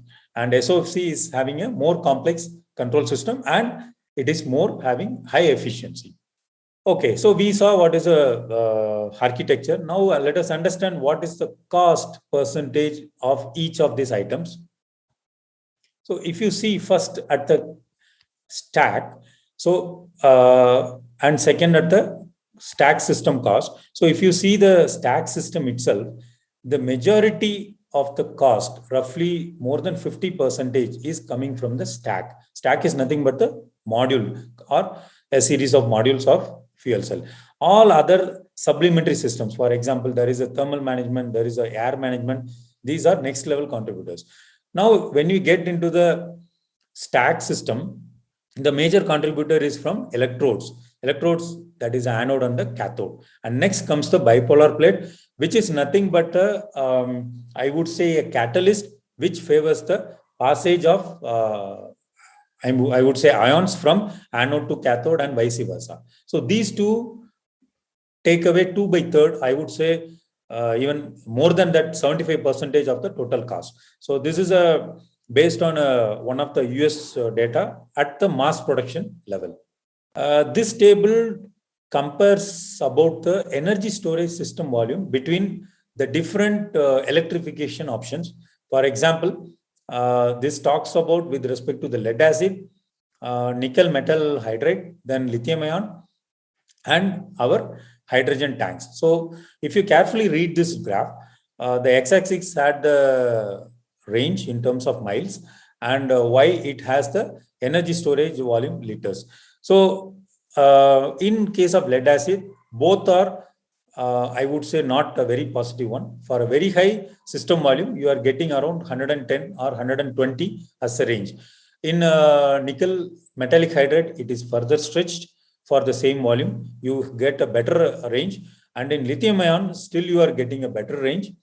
And in fuel cell, with the effective handling of hydrogen, you are not going beyond a certain volume. That means you are able to manage within 350 volume. How you are asking means, this is the case with either you handle in terms of hydrates, solid components, or in more compact lightweight tanks. So in this, there is an effective utilization of space, and also you are getting a better range. You are seeing around 375 to 380 miles of range. So effective implementation of technology, optimization of parameters is going to help in better implementation of fuel cell and hydrogen tanks. This is a very simple circuit on how the fuel cells vehicles are architectured. Vehicles, right? These are standalone systems. So in the vehicle, you have the cylinders for storage. Then you have the fuel cell unit. Then you have the power control, and you have the suction system for oxygen. So normally a vehicle operates on 3 modes. What are those? Initial start, then braking, then acceleration. In the initial start, what it happens? It's a normal move from the, I would say, 0 to a certain level of power is required. So in that condition, the fuel cell itself generates its own power from the chemical reaction. During deceleration, what it happens? The motor acts as a generator. So the kinetic energy dissipated, it's given back to the motor, which converts that into the electrical energy, and it gets stored into the battery. So it is in terms of the supplemented. Whereas the third is important. In the sudden acceleration, fuel cell only cannot give the entire power. So it goes for in requirement of some supplementary accessories unit. So here what it happens, when more power is required, the battery, which is having some storage, comes into picture, and it supplements the fuel cell. In a way, it gives more power. So this is what the fuel cell operates with the hydrogen unit inbuilt. So there should be some standards for all these fuel cells, is it not? You cannot have just China is using some standard, India is using some standard. It should not, right? Like in EV, we have now got aligned with the international standards. Whatever the Indian standards are at par with the regulations of the global standards. So for fuel cells also, these are some of the commonly available database. The SAE J series, this talks about the different aspects of fuel cells. Say, for example, how do you install a tank?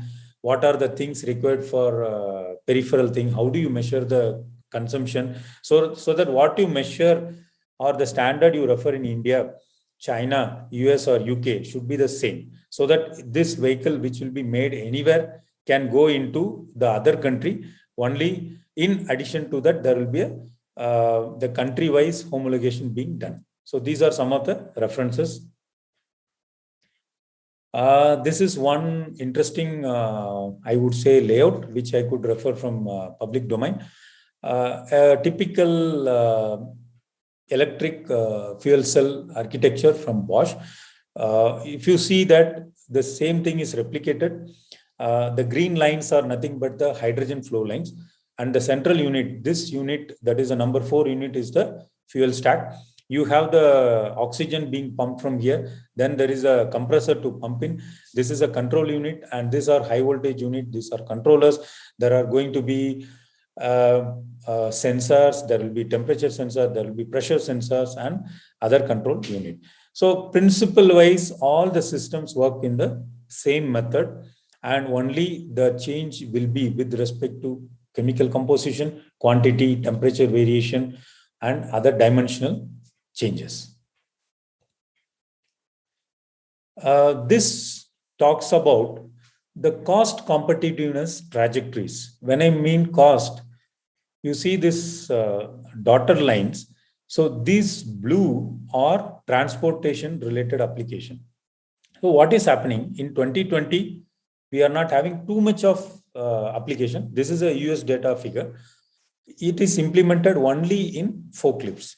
The dotted means that hydrogen is competitive in only optimal conditions. It is not in normal condition. Whereas a thick line indicates that it is more effective even in a normal operating condition. So with this understanding, if you see, by 2022-23, it is going to find more application in heavy duty trucks, medium duty trucks, vans, and other things. And after 2025, you see a complete thick line. That means it is going to be effectively implemented for usage in normal conditions also. So this graph or this projection very clearly shows that hydrogen is going to, or I would say hydrogen with fuel cell, is going to find a very deep root in the mobility in the years to come. And in the same manner, you find the bandwidth or usage on transportation is more compared to other heat and power for building than heat and power for industry or industry feedstock. So transportation and e-mobility will have a huge requirement of hydrogen and fuel cell. So globally, many things are happening. Let's see what we are doing in India. IOCL, you know, Indian Oil Corporation, they have rolled out, they have a plan to roll out 50 hydrogen buses from their Haryana and Gujarat refineries. They are also having plans to work with OEMs to make vehicles. And they also plan to do subsidization of hydrogen prices so that it can be commercialized. Last year in September 2020, Government of India, through its automotive industry standard steering committee, they framed and implemented AS 157. This standard clearly lists the safety and procedural requirements for the type approval of hydrogen FCVs. Then in 2019, Hyundai India announced its efforts to assess the feasibility of hydrogen FCV like Nexo. Nexo is a popular global selling model from Hyundai, which is a fuel cell vehicle. And a few more initiatives are already taken. Like in last budget, they gave approval of 1,500 crore for improving and increasing the generation of hydrogen. And India has an ambitious goal of achieving 175 gigawatt by 2022. We know pandemic has hit it a bit bad, but still we are putting a lot of effort. This is one of the low-hanging fruit and a long-term plan which is going to take us towards our commitment in Paris Agreement, where India has also told by 2070, India will become pollution-free. The emission of CHG will be zero.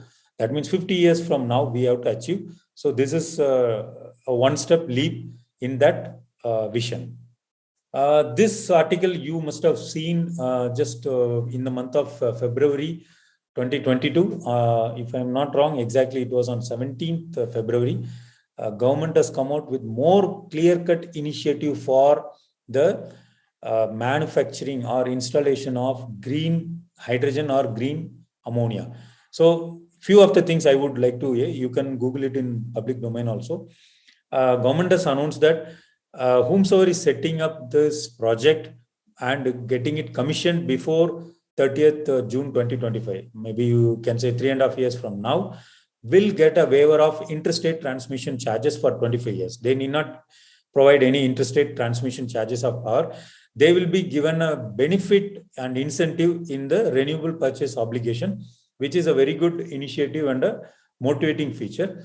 And they will be also favored in getting the lands for storage of this purpose in forms of either bunkers or in terms of setting up handling units near the ports. And other than this, there were many other things that were rolled on. So clearly, India is in the direction of National Hydrogen Mission, which will also get us to implementation of fuel cell.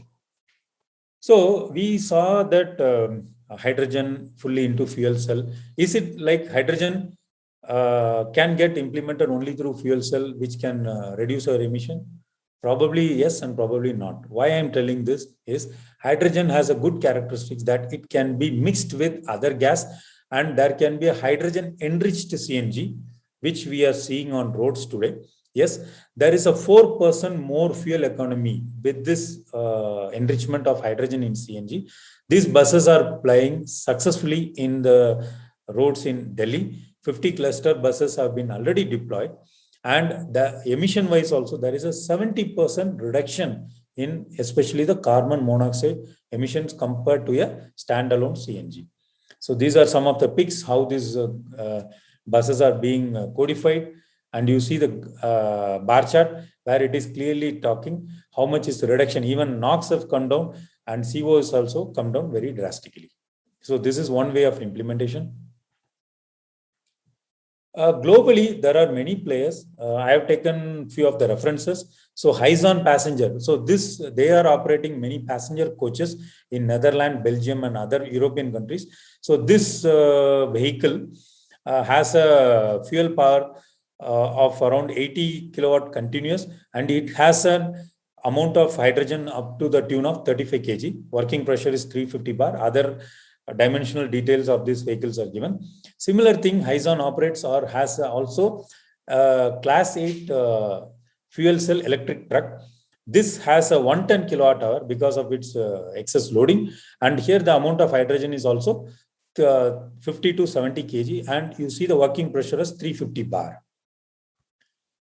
While coming on the passenger car sides, people like Hyundai, Toyota, Honda are much, much ahead. These data, what I put here is 2015 data. So if you see, they are having around the price tag of around 57,000 to 65,000 US dollar. They have a range of around 500 to 600 kilometer. And the other thing is, they have even a volume production of 2,000 to 3,000 numbers even in 2016, 2017. So these players have refined their products continuously throughout these years, and they are also pioneers in pushing the technology across the globe. So we have seen all this, what is fuel cell and etc. etc. Now there are some key drivers, what is making fuel cell interesting or a preferable option in future. So this image gives you a very good representation. If you see, the x-axis gives the types of fuel, the y-axis gives the vehicle size. So from the size of the vehicle, maybe it is a passenger car, short distance and other things, we can go for a BEV, which is a battery electric vehicles. If it is for a high voltage plug-in hybrids like Toyota Prius or everything, we can go for in between, because these will be hybrids. There will be definitely gasoline or diesel fuel, which is augmented by this. And the long distance vehicle, that is a bus, there is a truck and other things, we are going for definitely FCVs because of the potential of fuel cell and the accommodating character of hydrogen. The second driver is, this I could pull out from one of the public domain. Though EVs are very predominant, they are having our concentration in few of the areas globally. You must be aware, but still, if you see copper, it's mostly concentrated in Chile and then few areas of African countries. If you see nickel, it's only, I would say 1/3 is in Indonesia. If you see cobalt, which is very important for lithium ion battery, it's in Congo, 69%, and China has most of the mines in Congo. So we have to be, dependent on these countries. And even for rare earths, 60% is from China. For lithium, you find most of the reserves in Australia and Chile. And even the processing of this clean energy materials are mostly handled in China. If you see, almost everywhere it is 50% plus. So this gives you an idea or a knowledge that yes, we have a supply today, but how far it will be sustainable, we need to see, we need to carefully watch, monitor, because one side we are saying it is a very good, viable solution, but the sustainability needs to be seen from different political pressures, diplomacy and other things.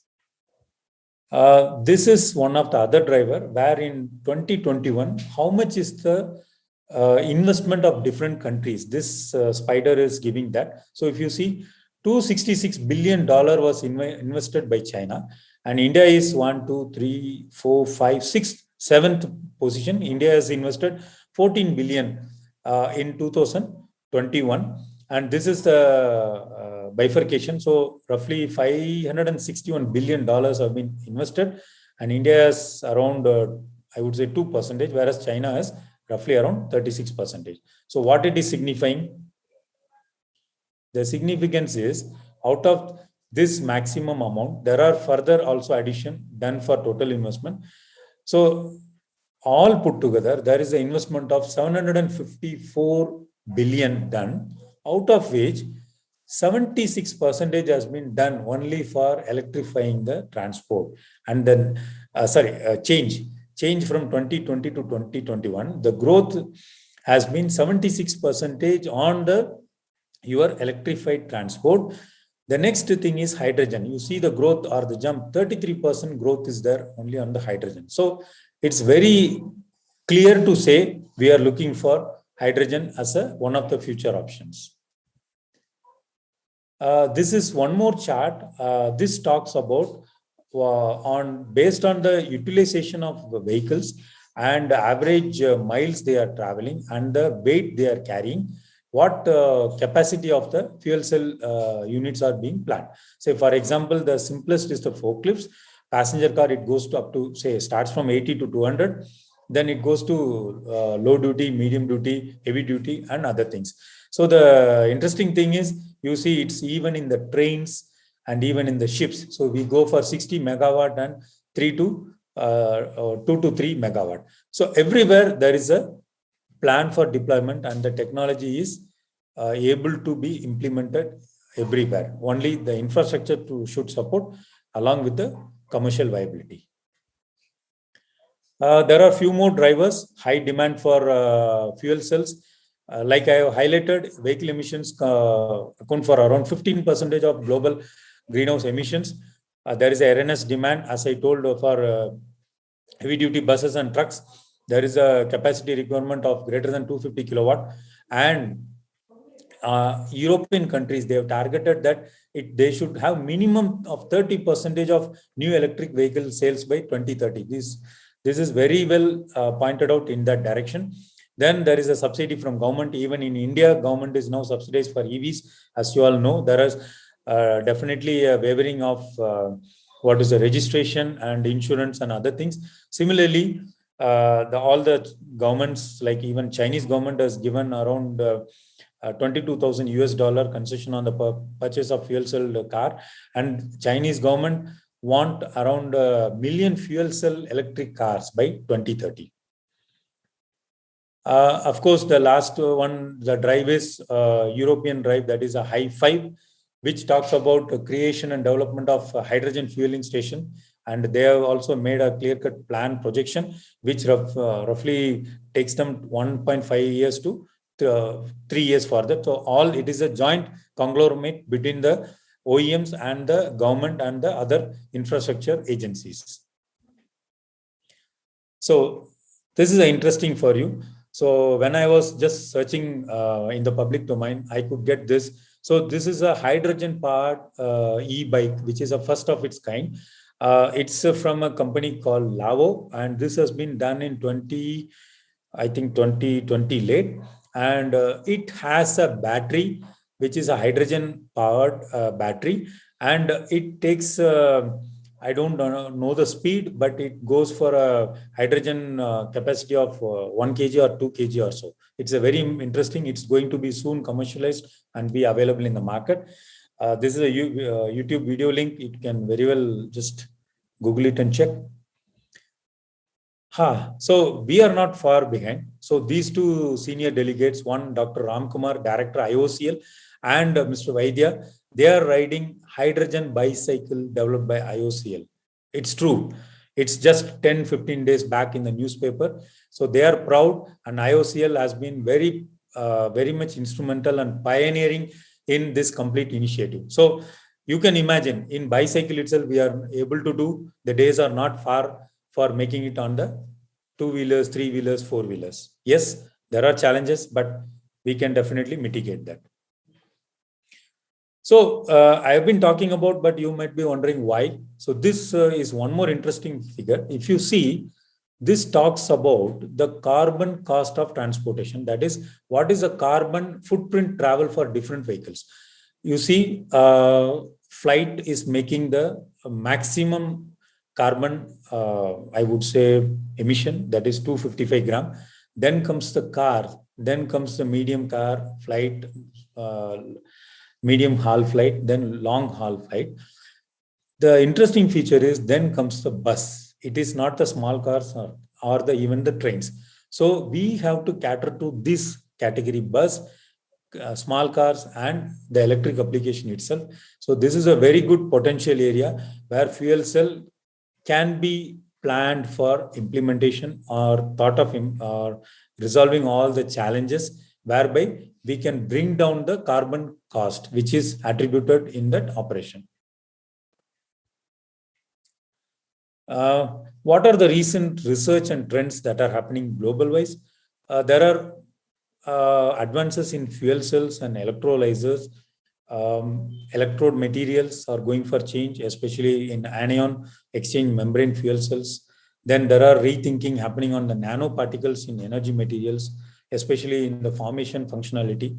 And the more peculiar thing is that a lot of research is happening on the catalyst. As I told, 50% of the cost is from catalyst. So there are novel ideas on oxygen reduction reaction catalyst, understanding the material structure for performance interactions in fuel electrodes.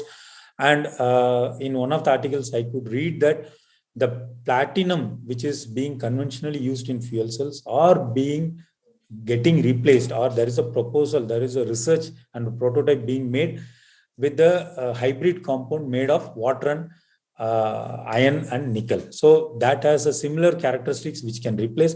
Then of course there are a lot of efforts put in for hydrogen production, storage and distribution. So people are talking about the age of electrochemical power. They are also trying to find more utilization of hydrogen accelerators. And while these are not only done by research institutes, these are ably supported by the different vehicle manufacturers. So they are working hand in hand throughout the different parts of the world. These are top 5 hydrogen fuel technology startups which are impacting the energy: High-Tech Power, High Point, Hyon, Enapter, then UP Power Up Energy Technologies. India also has a lot of research centers. In India, I understand there are a lot of work happening on IIT Madras, IIT Bombay, few of the specific centers in North India, and also like a chemical research center, SICRI in Tamil Nadu. So these are some of the areas where the research is happening. In UK, they have made a fuel cell innovation center in Manchester. And in New York, there is a lot of initiatives being taken for introduction of massive new hydrogen fuel cell, and there is an innovation center supporting that. With this, I am coming to end of this session. To summarize, we have talked today about what is hydrogen, why hydrogen, and how this hydrogen is getting energy or through the chemical reaction in fuel cell, how the fuel cell work, what are the challenges in handling the fuel cell, and globally, what are the regulations talking about the fuel cell, why fuel cell will be a very good contender for future transportation and future mobility, and why and how the different type of mobility options are benefiting from fuel cell. We also talked about how initiatives are happening in India, and how the government of India are also taking steps. There are a lot of recent development, how the innovation centers throughout the globe are pioneering these initiatives, and why there is the drive. And being young energy profile people like you, who have been mentored and groomed through the initiatives like Sparkle, I'm sure you will find this fuel cells interesting in one or other part of your life. It can be taken as out of your own interest. You can take some concept, you can think of some options, and definitely I am very confident in the years to come, when you will enter the industry and when you will be part of this industry, you will be getting an opportunity to actually work on the fuel cell technology, which now we are reading, we are experimenting, we are doing simulations. You people are more blessed. You will be definitely seeing the days where it will be running on the roads. It may be a contemporary technology during your days. With this note, I thank again the KPIT Sparkle team for giving this opportunity. Hope you find this session interesting. Thank you. Thank you all. Wow, what an enriching talk. Thank you so much, Mr. Pradeep. Moving forward with a warm heart, I would like to welcome Mr. Abhilash, Pathpartner Technology, Bangalore. He leads his team to develop and design production-grade algorithms for vision-based applications. His expertise lies in ADAS, surveillance analytics system, and building unified agnostic-based computer vision framework. He has held various positions previously with leading engineering organizations and also has 2 journal papers, 4 conference presentations, and 1 patent to his credit. Let me welcome Mr. Abhilash to throw light on AI-based pedestrian analytics and if it will work in India. Over to Mr. Abhilash. Hello, everyone.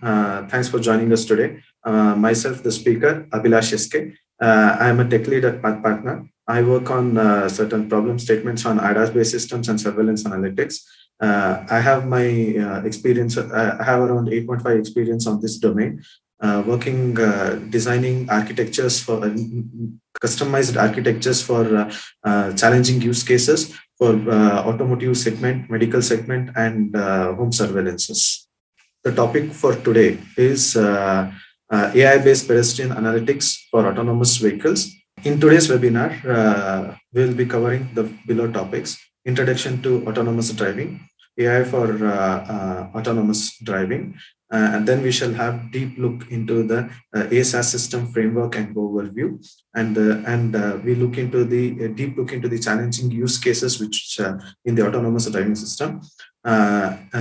Then we will look into the AI model development and deployment. Post that, we shall provide a system GUI overview.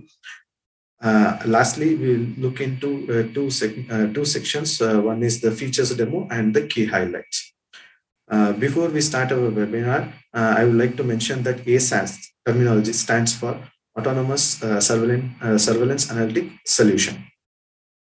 And with that, let's start with today's session by answering the following questions. Need for autonomous driving technology. Based on statistics of last week, there is around 1.25 million deaths, which is happening all around the world due to road accidents, accidents due to human behavior, sleeping, distraction, and other aspects, which is equivalent to 3,287 deaths on a daily basis. So we get the importance of having an autonomous driving technology, which helps to make our lives better. Impact on technologies of driving.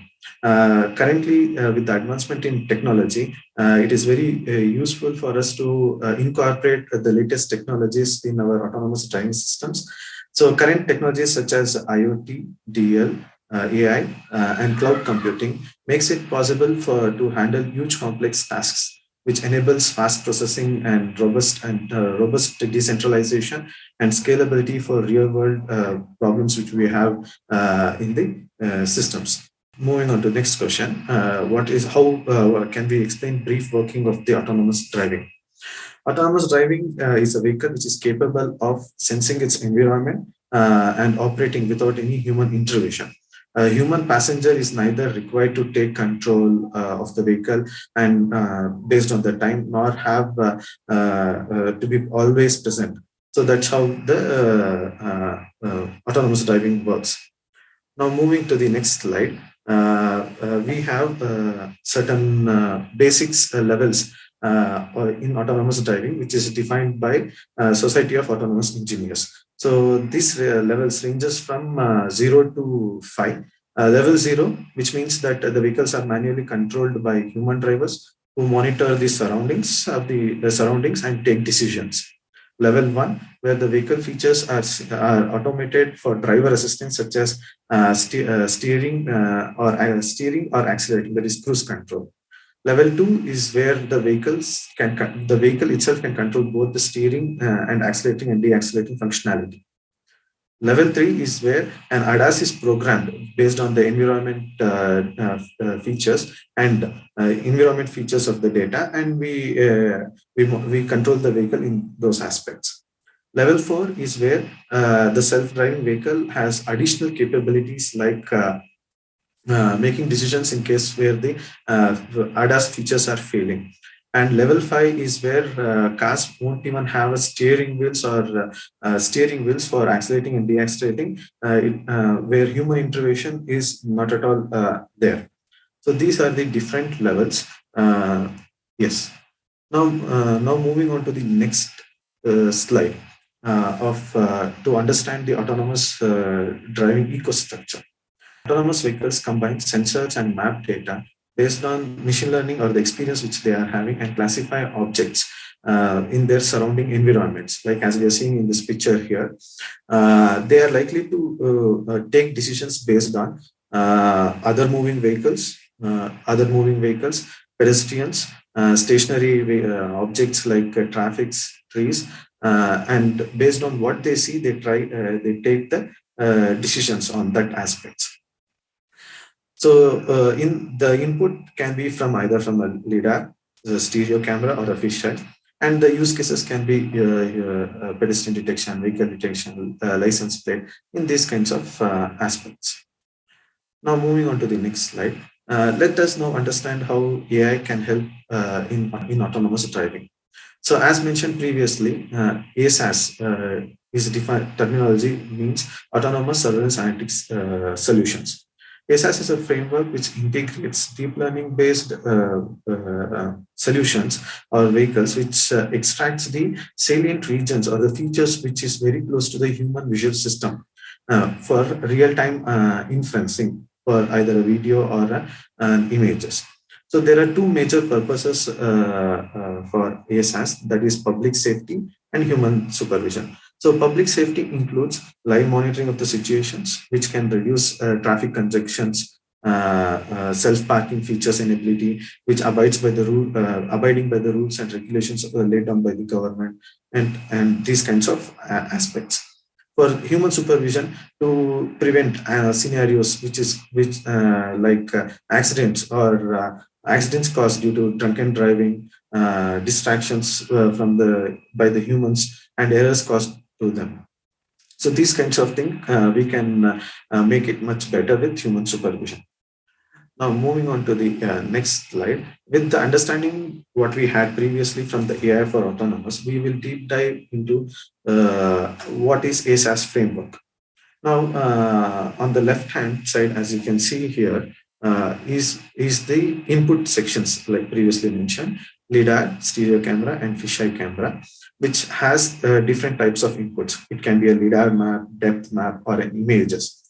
The ASAS framework or a solution takes in those inputs and process it the below features which is mentioned.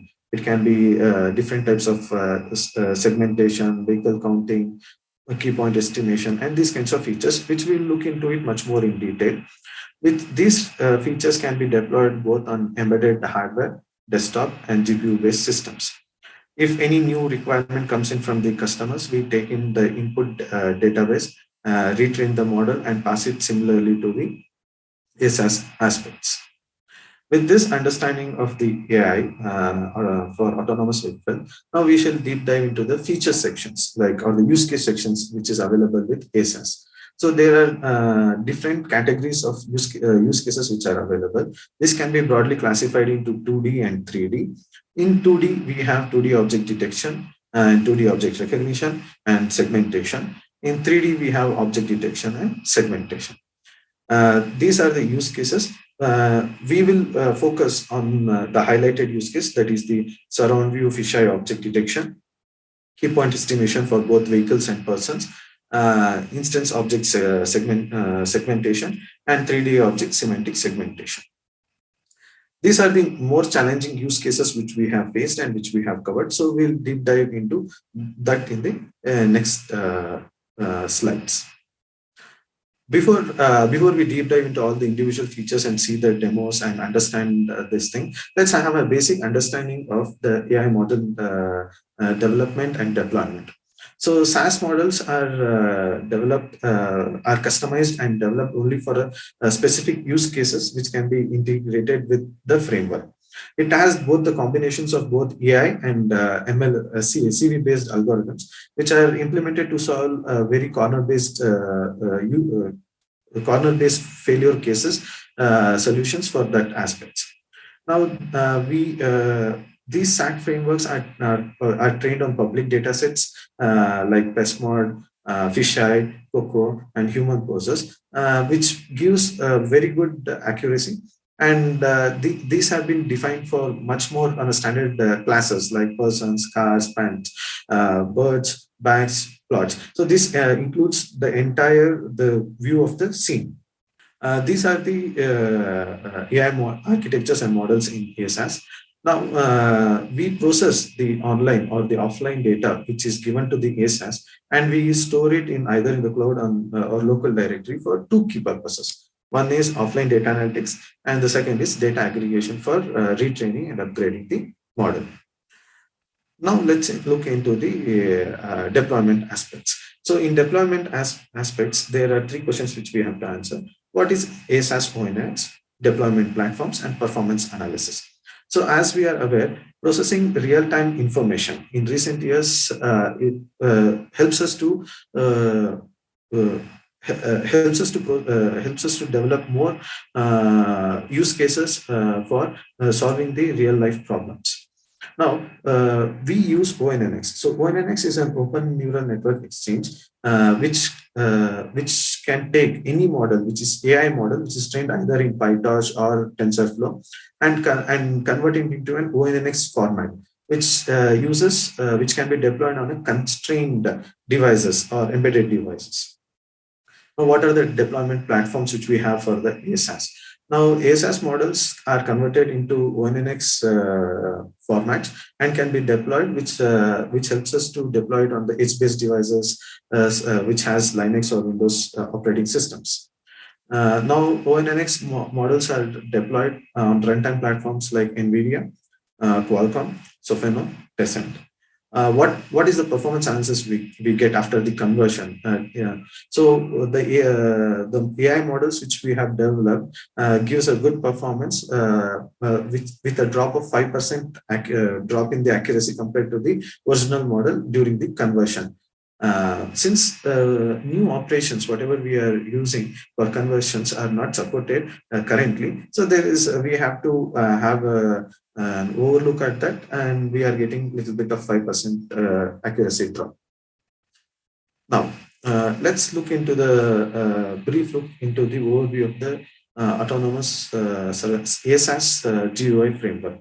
So as you can see, this is the GUI which we are having, the solutions, the GUI solution which we are having. This can be divided into three different sections: the input section, the output section, and the display section.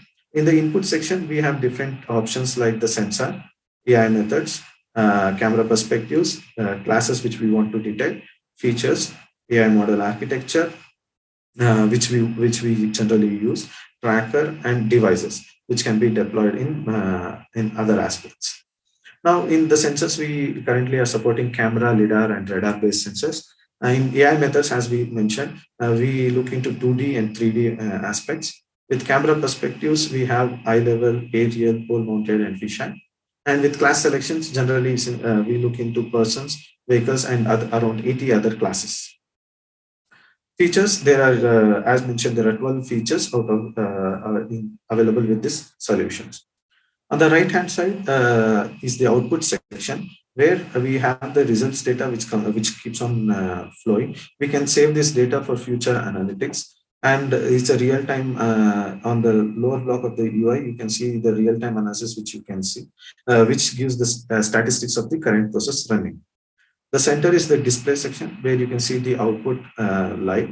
And we have certain controlling units, controlling buttons called as start, stop, to load the input data and other aspects. With the detailed understanding what we had with each components in the UI, let's now we deep dive into the feature use cases which we want to focus on. So currently, as mentioned, we shall look into the first use case, that is the surround view fisheye object detection. So currently I'm playing an offline video. what is surround view fisheye object detection? So there has been significant rise in the usage of fisheye cameras for various automotive applications.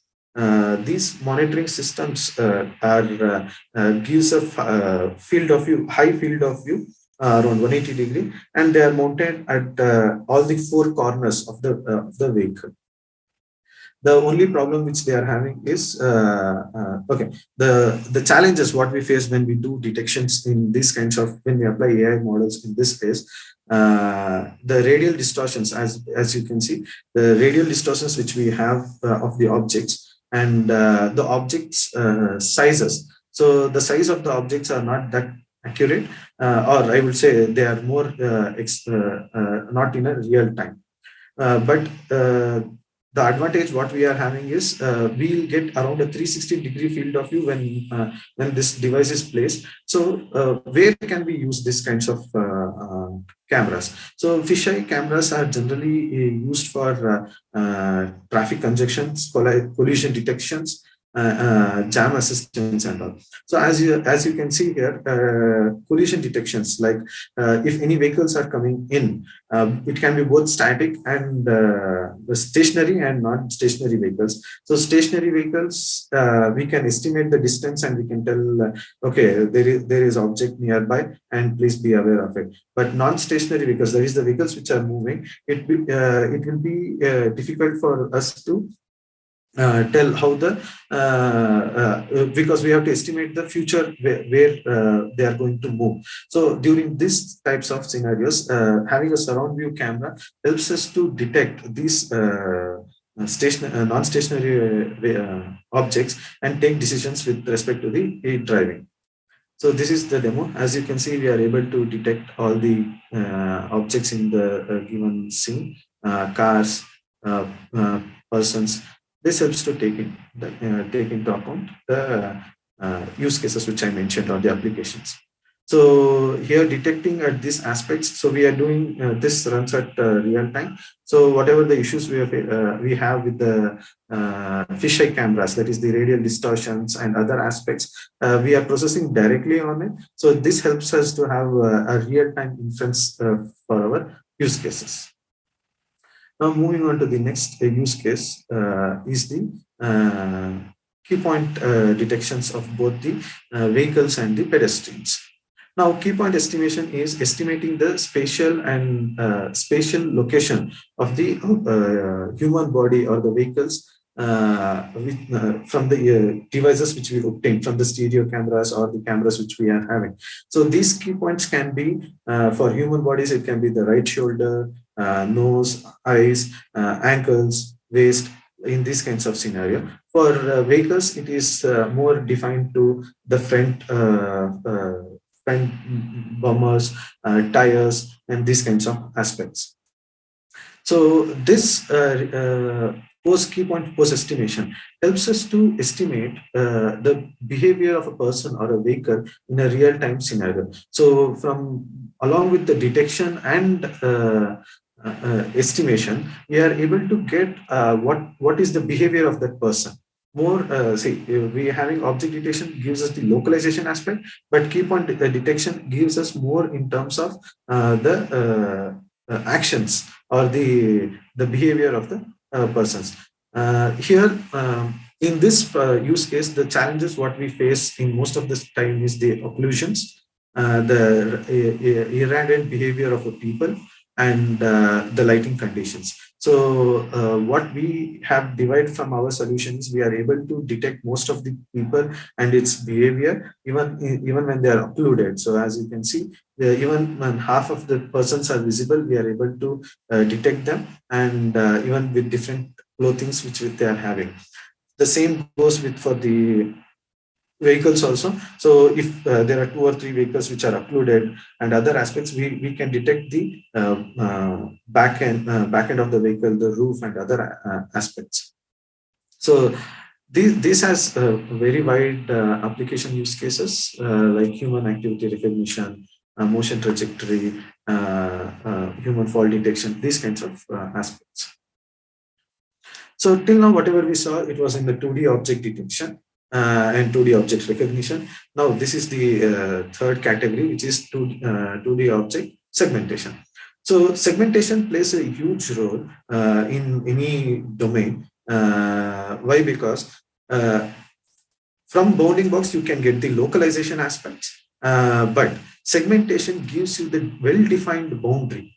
So as you can see, it clearly distinguishes between, on a pixel level, the boundary of a vehicle. Localization gives you the bounding box, or the object detection gives you the area of the vehicle, but instant segmentation, which is segmentation, gives you the pixel level boundary aspects. So the challenges what we face in this use case is getting the exact mask level. So getting a defined, well-defined boundary of that object, occlusions of the people and other aspects, lighting conditions, like as I'm showing here. So these are the key challenges we face.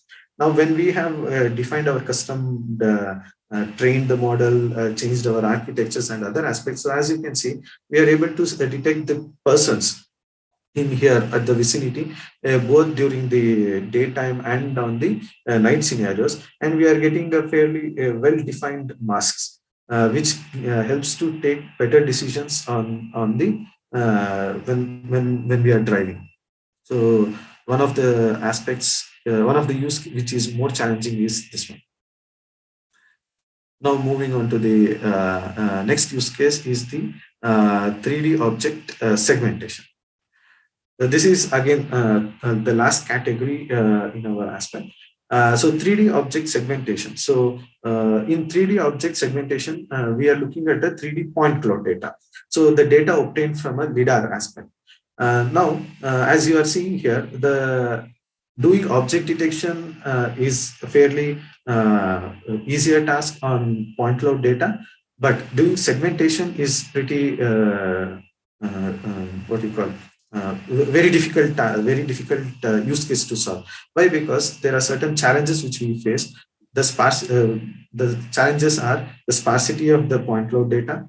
Since it's a LiDAR, they are unstructured due to the sizes of the objects, and the device, what kind of points they are capturing from the LiDAR device. So we have to incorporate all of this, and on the scene level also. So as you can see, we are able to segment very well the objects in our vicinity. So here, since it's a segmentation based activity, we have defined each points in different category or different classes. We have using a customized AI model. So the green color signifies the vegetation, the orange color signifies the vehicle, and the cyan color signifies the building. So for our reference, we have a 2D image on the right hand side. So as you can see, the cars are parked. So in certain scenarios, we are able to see outside the where images we cannot see. Even in those scenarios, we are able to do detections from a LiDAR based devices.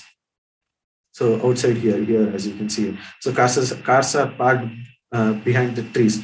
Along with segmentation of the tree, we are able to see that there is a vehicle. So this is the last use case which we have. Now coming to the end of coming to the last slide. That is the key highlights. So what are the key highlights of this ASAS solution? So ease of integrations. So first one is the ease of integrations. We can easily integrate any AI architecture based on the use cases with the current solution what we are having.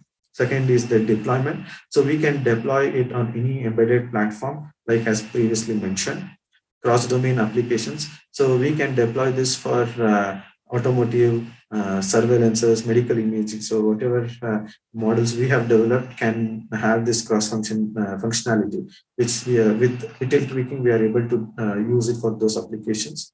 And diversity. So as you saw, we are able to cover both 2D and 3D for different devices. Like when I say different devices, both fisheye cameras, stereo cameras, and LiDAR-based devices.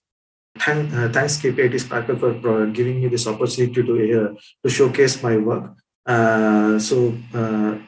The young generation or the young minds who are having currently the technology is advanced. We are having everything in our we are everything at our reach. So I will encourage all the young minds to look into the more challenging use cases and try to solve the problems which are more tougher, so that we can have it helps the society more in terms of making our lives better and enriching our stay here. Please keep motivate yourselves to attend like these events so that you can gain experiences and knowledge from other team members also. Thank you. Thank you very much, Mr. Abhilash. Ladies and gentlemen, our next speaker is Mr. S. Venkatramani, retired Siemens head of R&D Electronics. He has designed some remarkable products such as electric train converters and inverters, solar inverters, lithium-ion battery, management systems, UPS, SMPS, and so much more.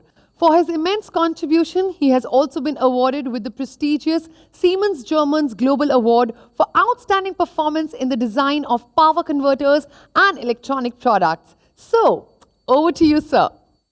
My background is BE. I completed the MTech degree from IIT Bombay. It was way back in 1971. And I retired as head of the Siemens Limited, head of R&D Electronics.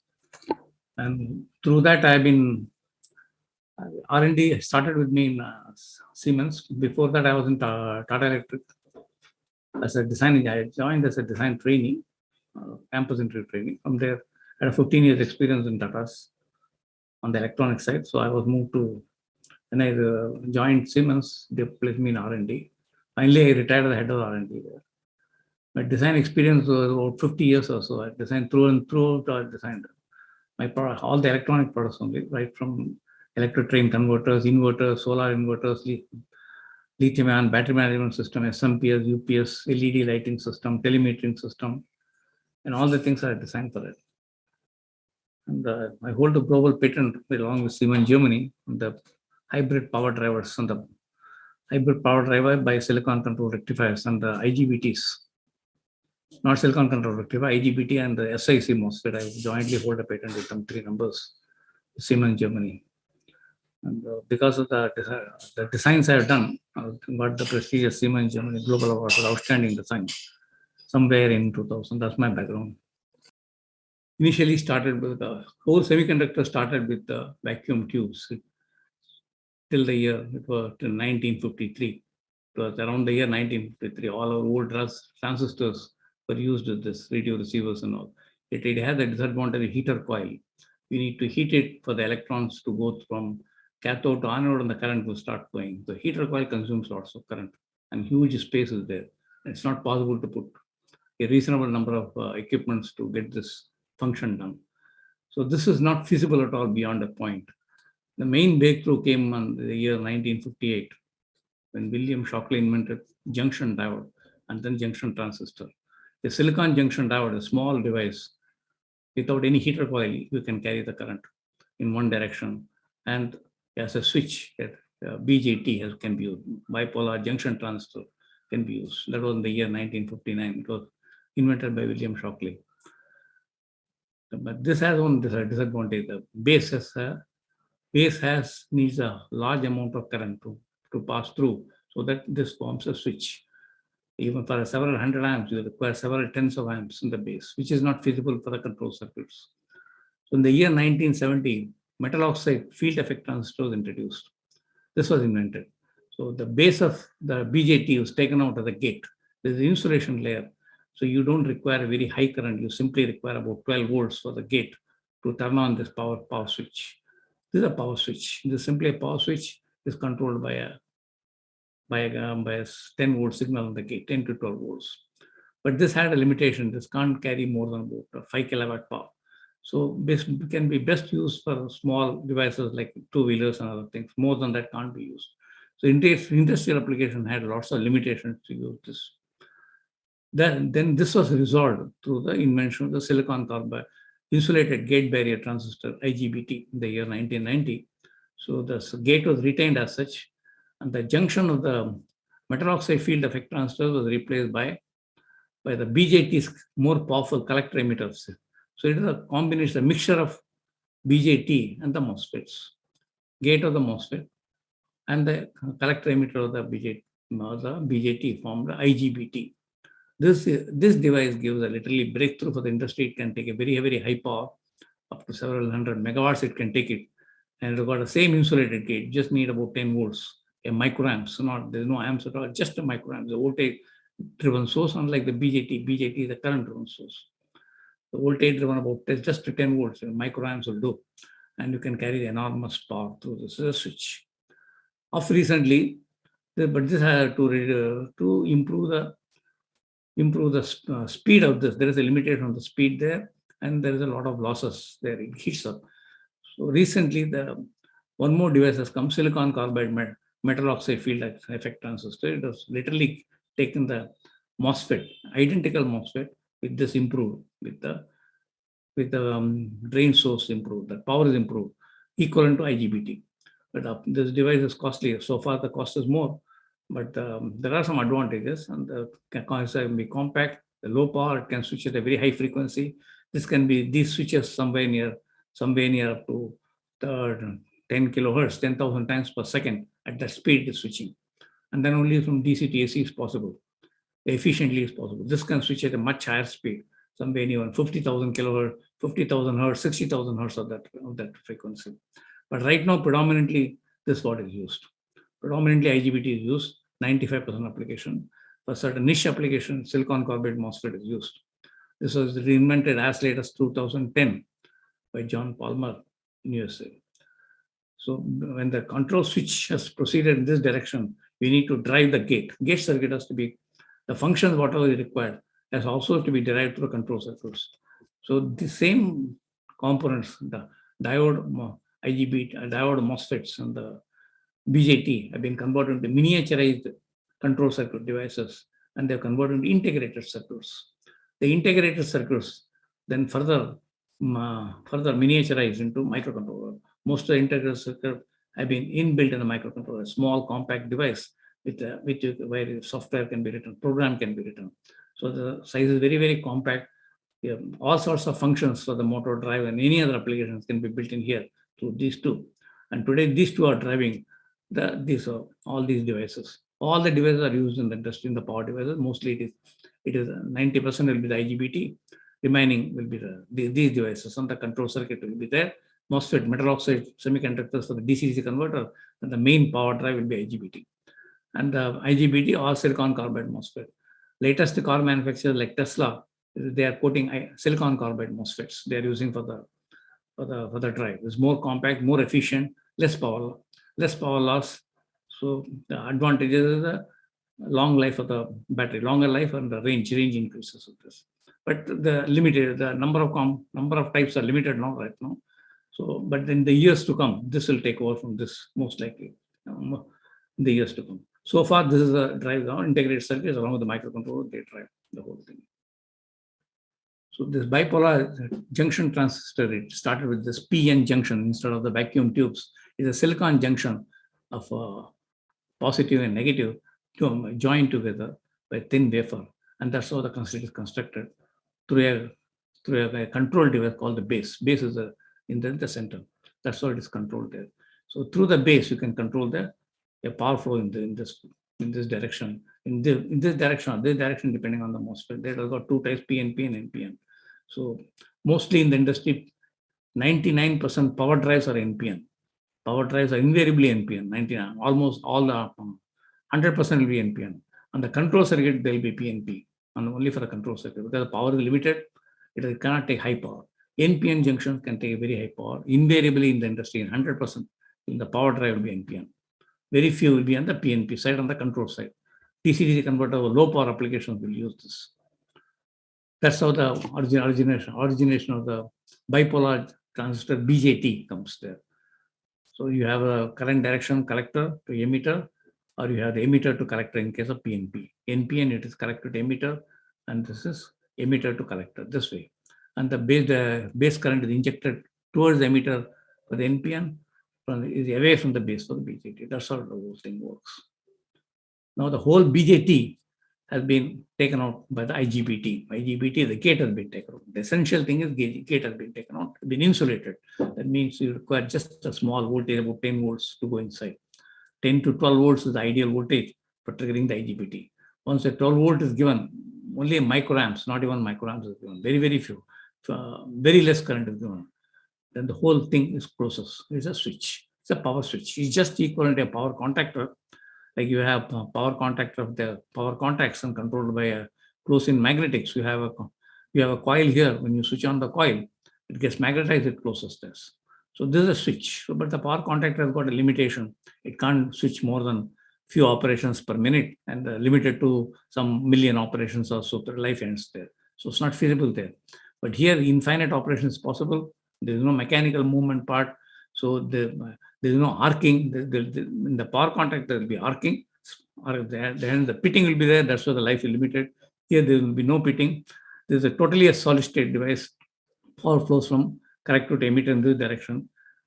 A huge amount of current can go there. Some thousands of amperes can flow through the corrector emitter just by turning the gate on with a 10 volt signal.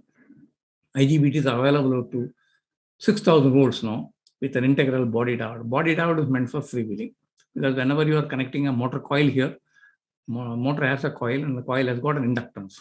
The inductance, when it is in the on direction, the current will go like this. When you switch off the IGBT, there will be inductive effect there and the coil will create a back EMF and that gets freeway bypassed by a diode so that the IGBT is invariably protected. Invariably, all the IGBT, 100% will have an internal body diode. Very, very few IGBT may not have a body diode when you have to connect internally, externally a body diode.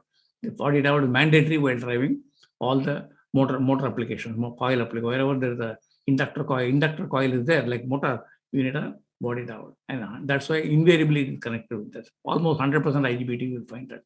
There can be some exception, but in case of exception, you have to connect outside. That is how the simple block diagram of how electric drive motor works. You have a DC and you have the IGBT switches and you have the motor. That's all. These IGBT switches are turned on in sequence.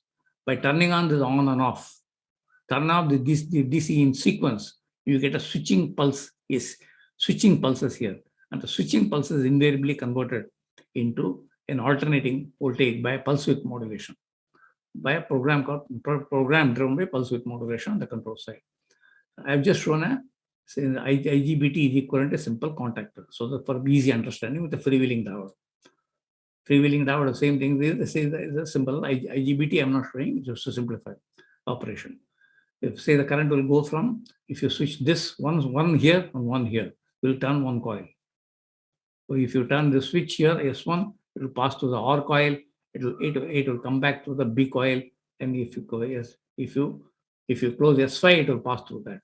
So S1 to S5, one coil or B is energized. So similarly, if you have S2, you have an S6 from the S2 circuits, you will have it will go to Y coil and the BY coil and enters out through the S6. That means S26 will energize this coil. Like that, this keeps switching at a very high speed, something like 2000 times per second, 2 kilohertz or 3 kilohertz. At the speed it switch. When it is switched at that speed, whenever there is switching at that speed, the currents are there being a coil, the electromagnetic voltage is generated and the motor rotates. That's how the theory is. By switching this, by continuously from 0 to 1 level, by switching operation, this DC is getting, motor is seeing as a AC, pulsating current. But through the on and off operation, that means on time and off time control, you can get a clear sine wave. You can get a very, very clear sine wave voltage. Motor coil will get a sine wave voltage from the DC. This is a complex technology, DC to AC converter, what we call an inverter. Inverter is one of the most complex technologies. From the point of view of driving, the driving has to be very precise so that a shoot through doesn't happen. If by chance, by accident, S1 and S4 closes, there'll be a shoot through and there'll be a burst on the DC bus, and the whole thing will get damaged. So the software and the hardware ensures there will be no shoot through. Only it will switch like this. By turn, it will switch like this. Whenever there is a switching, there is a switch, there is a pass, there is a on time, there is a pass time, and then there is a next switch comes. During the pass time, there is a freewheeling. This will freewheel through this to the diode into the battery. So by freewheeling it back, this is some sort of a regenerative energy is created there. The regenerative energy will charge the battery. Same thing is used for braking. The same concept is used for braking.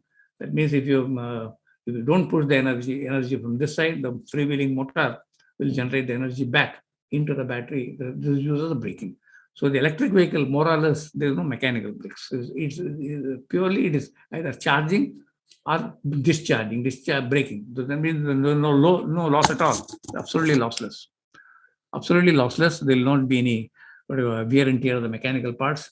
So even for the city traffic, whenever you're driving, you don't have to be worried about the low speed, high speed. By this charging and discharging mechanism, this braking is included in that. So that's how the whole thing of that typically works. The battery is typically for 3-phase 415 volt AC. The industry standard there. All motors are available. Induction motors, all the motors are available there. So to get a 3-phase 415 volt AC, if you multiply by peak voltage by 1.41, that is root 2, 415 volt, multiply by root 2, you will get 630. That's to mean you need minimum 630 volts on the DC bus. From DC bus, you chop it the way you require. From there, with a rising voltage, you have to keep on chopping from 0 to 630 and then back. You have to keep on chopping whatever you want. Whatever the full voltage available, from this voltage, you keep chopping and take 415 volt AC out of this. That's the principle behind it. So for the 3-phase, it will be 415 volt AC. For a smaller application for a 2 kilowatt motors and all, single phase will do. Single phase will be 240 volts. 240 root 2 will be around 330. That means the battery will be 330. So the battery manufacturers straight away, the electric drive manufacturers, car manufacturers, the best option for them is to take 660 volt directly. So minimum 660 or more than that. But then many manufacturers I've seen, they're taking 300 volts. If it is 300 volts, you have to boost it up to 660. You have to bring this voltage. This is the ultimate voltage you have to get it. So if the car manufacturer is using 300 volts, whatever may be the reason, battery voltage, maybe 300, 400, they have a booster circuit, boost it up here, power circuit, and bring the voltage and drive. So if you have the first cycle where S1 on, S5 on, S1 on, S5 on, you get the first cycle. So second cycle, S2 on, S6 on. Third cycle is S3 on. You have an S3 on, you have S4 on. So you have the third cycle. So by doing this, charging the coil one by one in steps, so you get a pulsating magnetic field, which is converted into a rotating magnetic field by an algorithm which is drawn by the software has to be written, what you call firmware. We don't call software, it's a firmware. It's a front-end software. We are writing directly in the microcontroller, which is a microcontroller, which is with a pulse width modulated software. And this converts on-off time, duty cycle. That means on time is more here, off time is less. On time is more, off time is less, and off time is more, and like that it controls. So that when the duty cycle keeps on increasing, the output voltage keeps on changing. And that is perfectly a sine wave is created through this hardware. So there's a lot of hardware circuit behind it, monitoring this device. This is simply a switch, but this has to be monitored. It has to be monitored, but shoot through should not happen between if an S1 and S4 accidentally close. There's a short circuit and the battery can get damaged and the whole thing can get blown out. The shoot through phenomenon has to be avoided. What we call shoot through between S1 and S4, S2 and S5. This has to be definitely avoided because no coil will come between. There's a direct shot in between the bus. That's how the shoot through phenomena is occurring there. That's one of the most dangerous condition on this particular configuration. Is called the 3-phase full bridge, sometimes called H bridge. This is the heart of it for all the electric drives, all the inverters, UPS, everything is universal there. All the electric motors, electric engines, industrial drives there, everything is for this is a universal application. This block diagram is same. Only the power changes. The component changes depending on the motor. Otherwise, mainly the development is on the control circuit, how to drive it, at what capacity to drive it to keep the heat low. You have to keep the junction heat low within the temperature. They cool it through special cooling arrangement, even through water cooling. Water, it will be mounted on heat sink. The heat sink reduces the temperature, and the heat sink can be cooled by oil, water, whatever it is. The cooling has to be done so the temperature of this doesn't exceed the junction temperature 150 degrees centigrade. Body temperature 100 degrees centigrade, somewhere near the heat sink. That's the main job of the design, is to keep the temperature low so that it can carry the. So as long as the temperature is low, all the purpose will be done. If the temperature goes more than that, it will be a shoot through will occur. The whole thing will blow. So this is not the only application. The application is also now charger. If you take the charger, suppose you have a battery bank. The battery bank, you have to go to electric vehicle, need to be charged. Again, the same thing. So now this is converted from AC, from the AC mains, simple rectifier AC to DC, bring it to 660 volt, and the IGBT switches are there. They convert again to the required voltage. Where the 660, whatever the voltage there, it must be converted. Whatever the voltage is here, there must be conversion through the full bridge. Again, it is the same thing. Full bridge inverter converts it and brings it to the right voltage there. Once it brings the right voltage, it goes to the battery management system. Battery management system is again a power switch. A power switch controlled by control circuits. Control circuits for constant voltage charging, constant current charging, over voltage charging. It has to be monitored, but battery has to be monitored. Voltage has to be correct. The current going through doesn't exceed the limit. Over voltage cutoff should be there. Under voltage cutoff. There should be short circuit protection in case of short circuit occur in the battery, and there should be temperature rise there. Everything is monitored by a so-called system called BMS, I call it battery management system. This is battery management system inherent for the lithium-ion battery. Lithium-ion battery is highly sensitive application. So it can catch fire, it can explode. So the battery management system is absolutely required. Again, it's controlled by IGBT switch. IGBT is nothing but a power switch. Something happens, it will open it out. If any of the control devices detect this in the BMS, it will open the power switch and stop the battery and prevent the battery safe. So that's how the lithium-ion battery charger is also done. The entire electron, the IGBT, is being done from generating, driving into the charging. The power switch is always invariably the IGBT or silicon carbide MOSFET or for MOSFET. MOSFET for up to 5 kilowatt. If it is a 5 kilowatt smaller application, 5 kilowatt like two-wheelers and other things, but you have only 5 kilowatt, or any of your small UPS, home UPS and other things. So you can be a single phase. Again, it will be a MOSFET will be there. Instead of 6 IGBT, it will be 4 MOSFETs will be there. And the control circuit will be more or less same as compared to control circuit is more or less same. Fortunately, MOSFET and IGBT have practically the same control circuit, but very little gate difference is there. Gate requires minus voltage for the IGBT. MOSFET doesn't require. There is a small difference there. So with that difference, this can be powered up there. But single phase will have 4 switches, and it works like that. It works the same way, exactly the same way. There's 6 switches. But after 5 kilowatt, MOSFET cannot take it because the configuration is not suitable for that. Power junction is not there. The power junctions will create a lot of losses. So IGBT has to be taken. You have all the inverters overview. So with the IGBT and the control circuit is in, entire inverter, gambit of inverter is here. You take the simple battery, you have the battery. So you have the booster. If the battery is not 660, you require a booster. As I told you, inverter requires 585 volt minimum because 415 volt AC 3-phase converted to peak voltage multiplied by root 2, 1.4 volts for 585 volts. You require minimum 585 volts here for the inverter. So this will be always constant. There will not be any change there for this. There will not be any change in this. Only this side changes depending on application. If you have 600 volt battery, 585 need not be 585 exact. It can be 800 also. It can be more than that also. It can't be less than that. It can be 800 also. Then here the software can be adjusted to make it up output. Preferably, they will take around 660 volt in the battery so that not much adjustment is done there by software there. Software loading is less there. Software working is less there. If many manufacturers I've seen, they're using 330 volts. Many car manufacturers. So they require a booster, a power booster. That means this will carry power current. At best, booster is always power component avoided because you have power loss, you have cooling, lots of issues are there with the power component.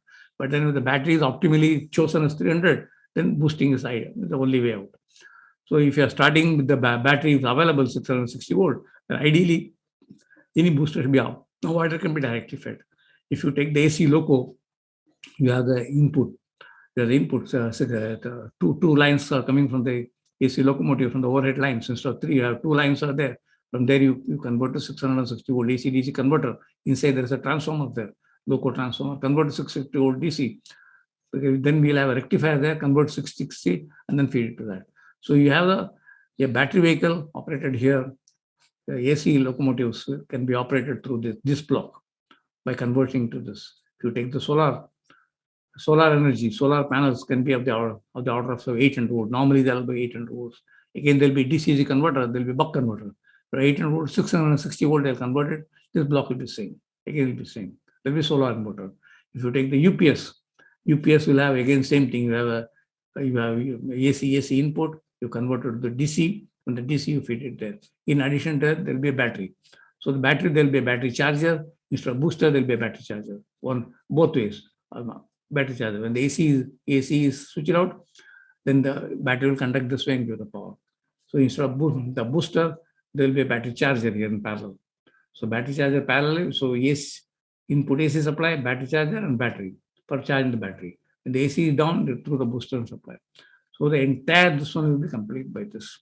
And this one for driving, normally you have induction motor. So for 99% applications, will have induction motor. The most easily available and very easily can be repaired.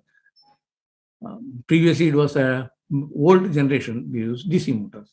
The DC motors, the carbon brushes are there. It's very inefficient, gets burnt out. The whole technology of AC inverter comes because of that.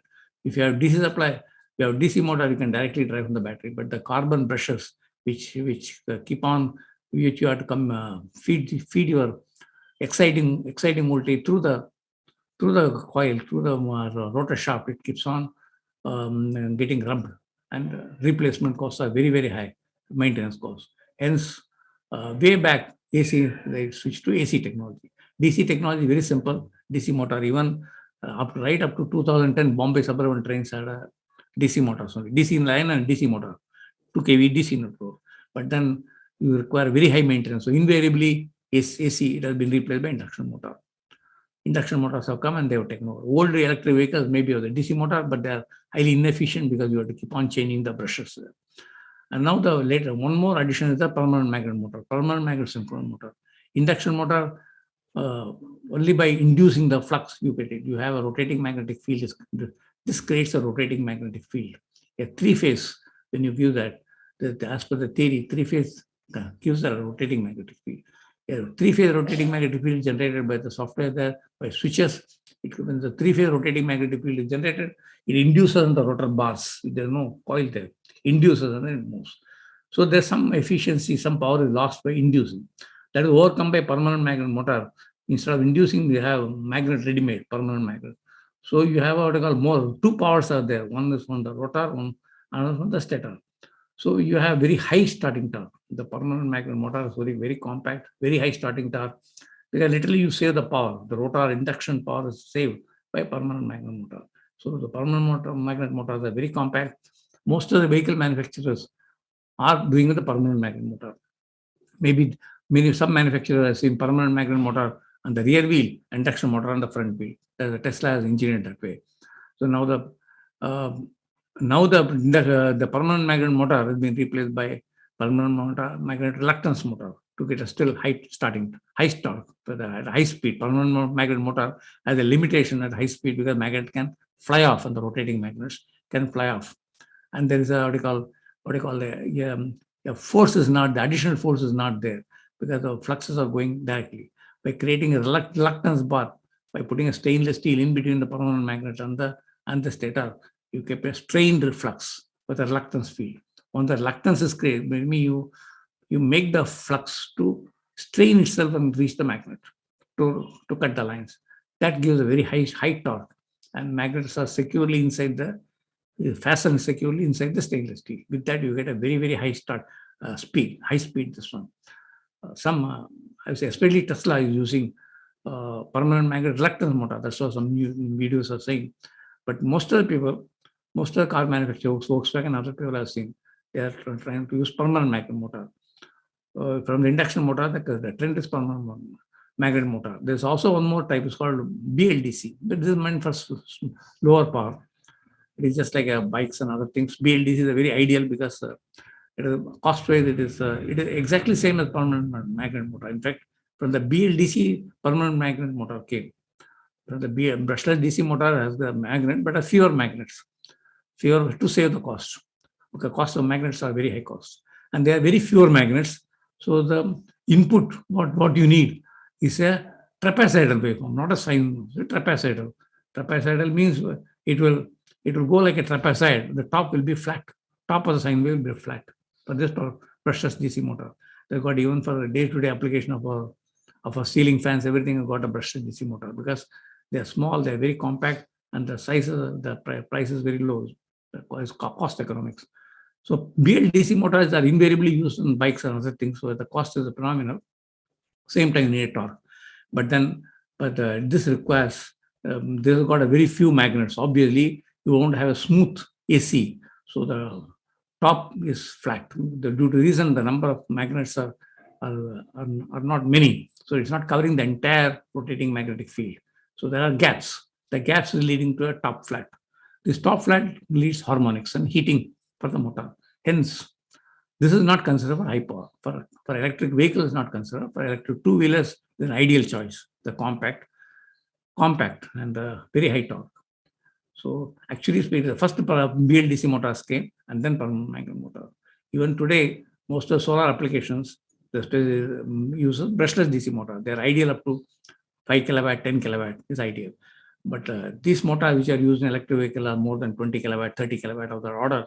There will be a lot of heating is there, heating effect is there, and efficiency loss. Efficiency loss means battery, loss of battery from the battery range. Ultimately, range gets limited. So to improve the range, all battery manufacturers want to improve the range with the same battery, same lithium-ion battery. So permanent magnet motors is the choice of today. And they're improving in the permanent magnet quality. The quality of permanent magnet, the cost is getting reduced. So that's how the design is going. So if you take the electric vehicle diagram, this is how the electric vehicle power diagram is there. Once again, it's repeating. So I'm assuming the 600 volt battery is coming directly without any booster. So the switches are nothing but IGBT. So simplification they are shown, and they go directly there. This is all the power drive. The battery, switches, and the motor is all the traction motor is all the power drive, and rest of them are all control circuits. So the complex control circuit is there. Then you have a special circuit called gate driver module is there, which is monitoring this. So the short circuit shoot through doesn't occur. So I told you, we have two switches in the same leg. If they short, they'll be shoot through. If this shorts, power will directly flow from here and repower the battery. Battery will get blown, and then can catch fire. So this was avoided by the gate driver module, which is sitting right near the night and monitoring this. And there'll be cooling motors are there to cool. So these motors are cooling the heat sinks. And everything is derived from the station battery, from the battery 660 volt battery. Again, it is converted into a 230 volt inverter or 415 volt inverter, depending on the fans. But these are converted by MOSFETs. These are possible to convert by MOSFET. Power is fairly low, 2 kilowatt, 3 kilowatt motors, and they are cooling the heat sinks there. So again, it is an inverter. It's a single phase or three phase smaller inverter, much smaller inverter, much smaller. This will be around 30 kilowatt, 40 kilowatt, 50 kilowatt inverter. This will be around 1 or 2 kilowatts inverter. Don't require much of cooling, so not is there. So the force cooling is required for IGBT for this power. There's no way when the junction closes, the current flows through this. So there is a voltage VCE developed. The voltage drop develops, and the current goes through use of power. So ideally, it's a short circuit, but it's not short circuit. Just like a contactor when it is closed, it's not a short circuit. So milliohm is there. So here instead of milliohms, there'll be some volts will be there. 1 volt, 2 volts will be there, and the 2 volt multiplied by that 200 amps, multiple 400 watts, the instantaneous power is built on the junction. And whenever it is switched, whenever there's a switch, it is breaking the current. And the breaking the current also there will be a power loss. The switching loss is there. There is a loss switching on this. Both the conduction switching losses, they heat up the MOSFET. So it's important to keep the junction temperature within 150 degrees centigrade to the junction temperature. Inside junction, you cannot measure. You can only measure the heat sinks. Heat sink temperature 100. That's what the calculation shows. We calculate, mathematically it is calculated. as per the manufacturing data. But around 100 is the heat sink. At the heat sink temperature, we measure 100, and that is fed to the control circuits. All the temperature is fed to the control circuits. So there's a cabin side, electronics is there. This is a high voltage, safety is required. It's seated right below the passenger seat. It's not accessible at all. But whatever the electronics is there, electronics there only. It cannot accessible unless you open it, because there is a safety issues involved. On the cabin side, it is only one more small battery is there. The cabin low voltage battery is there, 48 volt, 20, 24, 48 or 72, up to 72 volt. More than that, this is not allowed as per standard because user can get a shock. These batteries have a smaller DC-DC converter, again MOSFET based. DC-DC converter MOSFET based, because all the IGBTs controlled circuits, operational amplifier require 5 and 10 volts. So they convert it to a DC-DC converter, and provide it to safety isolation through optocouplers. Optocouplers are safety isolation. So all the control circuits through the microcontroller programming, everything is done here in the cabin. And safety isolations mainly through optocoupler. So optocoupler, there is no electrical. This one only light. It couples through a light. It couples a high voltage area from the low voltage user side. High voltage is coupled through and then give to the gate. So this route, it follows through the route. It gives this DC converter and the control circuits to give to this route. And through this route, the high voltage safety isolation takes place here. The safety isolation, entire circuit is safety isolation. That means all the 6 sections will have 6 safety isolated gate drivers. After opto isolators, they inject the signal right into the gate. And the gate is controlled, on-off period is controlled. And through that, the switching is taking place. And the feedback of all these things comes back into the microcontroller here, the cabin. The cabin will have microcontroller, again powered by DC converter. Everything is here. The intelligence is here. When the intelligence, the whole thing is controlled here. Whole thing is controlled here and comes. Whenever there is a revealing is required, all that they have to do is open the switches, put the on time very low as compared to off time. So motor freewheels have got a freewheeling energy. Extra energy is dumped back into the battery. That's the braking. So there is no mechanical braking at all in this. Absolutely no mechanical braking. Even you have complete electrical braking. All manufacturers have got regenerative braking. Bombay Suburban trains have the regenerative braking. All the electric trains, the latest electric trains have got the regenerative braking. Regenerating braking, you require acceleration, delay. Whenever there is a deacceleration, there some locals are accelerating, some are deaccelerating. The deaccelerating will give it back to the mains. Accelerating will take from the mains, and they can be very powerful by slowing down because the rotating magnetic field is created by this. There's a motor is also rotating at a synchronous speed, slightly below synchronous speed. There's a stator is rotating at a synchronous speed, motor is rotating slightly lower than synchronous speed. So always trying to catch up. Once you delay the synchronous speed of stator, rotor moves ahead of stator. Then there's a brake. The stator is moving ahead of the rotor. Then there is a motoring. When the stator voltage, intentionally you create your on-off duty cycle such that by through software, intentionally you delay the speed of this.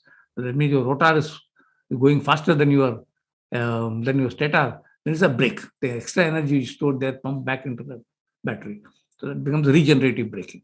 So that's how the whole thing works there. So the battery. So that's all. And the IGBT is typically shown there. That's also IGBT looks like. You have 3 sections IGBT: R section, Y section, B section. Two IGBTs are paired together here for the convenience. Only bus bars will be there. There will not be any wires there because the wires have got a inductance. Even picohenries, you'll have some small inductance that can create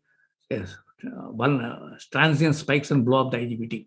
IGBT is very vulnerable to spike here. If it is rated for 2000 volts, you should not exceed, including spikes. Highly vulnerable with the spikes. You have to restrain within this. So these are the bus bars are mounted there. Bus bars, they are directly mounted. Gate signals are given there. And the IGBT case temperature monitor there through optocouplers, through PT100 thermocouples, to P300, through electronic circuits, we convey into the control circuit. Control circuit through digital means by on-off controls, by switching controls, by convert to frequency and delivered. Everything is converted to frequency and delivered, so that optocouplers can easily work from the temperature to PT100 temperature. You convert it to frequency. Temperature to frequency converters, frequency converter through optocoupler into the microcontroller, and command comes to back to the microcontroller. There are fins. It goes through the fins. It can be air cooled. It can be oil cooled. So sometimes, many times, the whole thing is immersed in oil there, and through the oil they're getting continuously. In fact, there will be a special compressor pump there to keep the temperature low, especially with the batteries and all. You have to keep the temperature low because lithium-ion works best at the battery at a temperature of 25 to 35. Lithium-ion battery life goes down. So there'll be a compressor, just like the AC refrigerator or AC fridge converter. There'll be a compressor to cool the lithium-ion battery. The lithium is more critical than IGBT. IGBT can withstand up to 100, but lithium can only withstand up to 30, 35. So some part is also given there and cooled. So with this cooling system, the whole thing can be powered up. These are the critical components which are converting from the cabin, from the high voltage cabin to low voltage. Optocouplers are the light emitting devices. So light we give on, everything is on-off signal. There's no voltage there. Switching, they all digitally control, on-off control. Everything is on-off digital control here.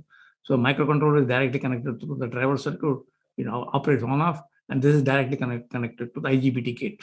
If there's a control circuit, then goes to IGBT gate. That's why it is coupled through this. All the currents from the DC current, the DC current, there's no current transformer there. There's a Hall effect which can transfer from the DC current going through from the DC current from the battery, DC or AC, or the AC current or chopped current through motor, captured through Hall effect transducer, converted here to voltage to frequency, and given back to microcontroller. So and there's a high speed Ferrite transformers are there. They convert 600 volts battery voltage to lower voltage. DCD converter again. The Ferrite cores, they work at a very high frequency. They have through insulation layer, so they convert it safely to the cabin voltage, whatever required. So these are the essential components of the control circuit, through which control circuits get all the signals there, what is happening inside. And the PT100 sensor to measure the temperature of the heat sink, temperature of the lithium-ion battery. So the PT100, when the temperature increases, temperature resistance increases, but then we put up a circuit that convert the resistance into frequency. Everything we convert to frequency to convey back into this. Here also, this will give Hall effect, will give a DC current. Normal current transformers will not work for the DC current. The battery DC current has to be monitored there. And also high frequency chopped current also cannot be monitored, given by the normal current transformer. Normal current transformer work in the sinusoidal AC. They are not suitable for switched DC, switched AC. So this will work from switched AC or DC. So these are the current bus bars will go straight to this bus bar to the whole, just like a normal CT. You get an output voltage here. So the output voltage, again, we have voltage to frequency converters, and through frequency converters, we give the optocouplers, and through the light, we couple back to the cabin. So that's how the entire is covered there. So that's all I covered there. And the LED lighting systems for the lamps and other things also through IGBTs only. IGBT is used as a DC converter in case I'm just showing a 240 volt AC input. If you have a DC directly, depending on the power involved, you have full bridge rectifier. This is not so much high power is not required. It will be a simple DC converter will be there. This is for a high power system, the particular lamp control. So here for the lighting and other things, since the lamp power is only about 30-40 watts, a simple DC converter, a buck converter to the lighting system. Most important, this will convert a constant current control is there. A constant current control is required for LED. So there will be current control circuit. This is required for high power LED. A low power, the constant current control circuit will be there. And these are all highly vulnerable for the surges.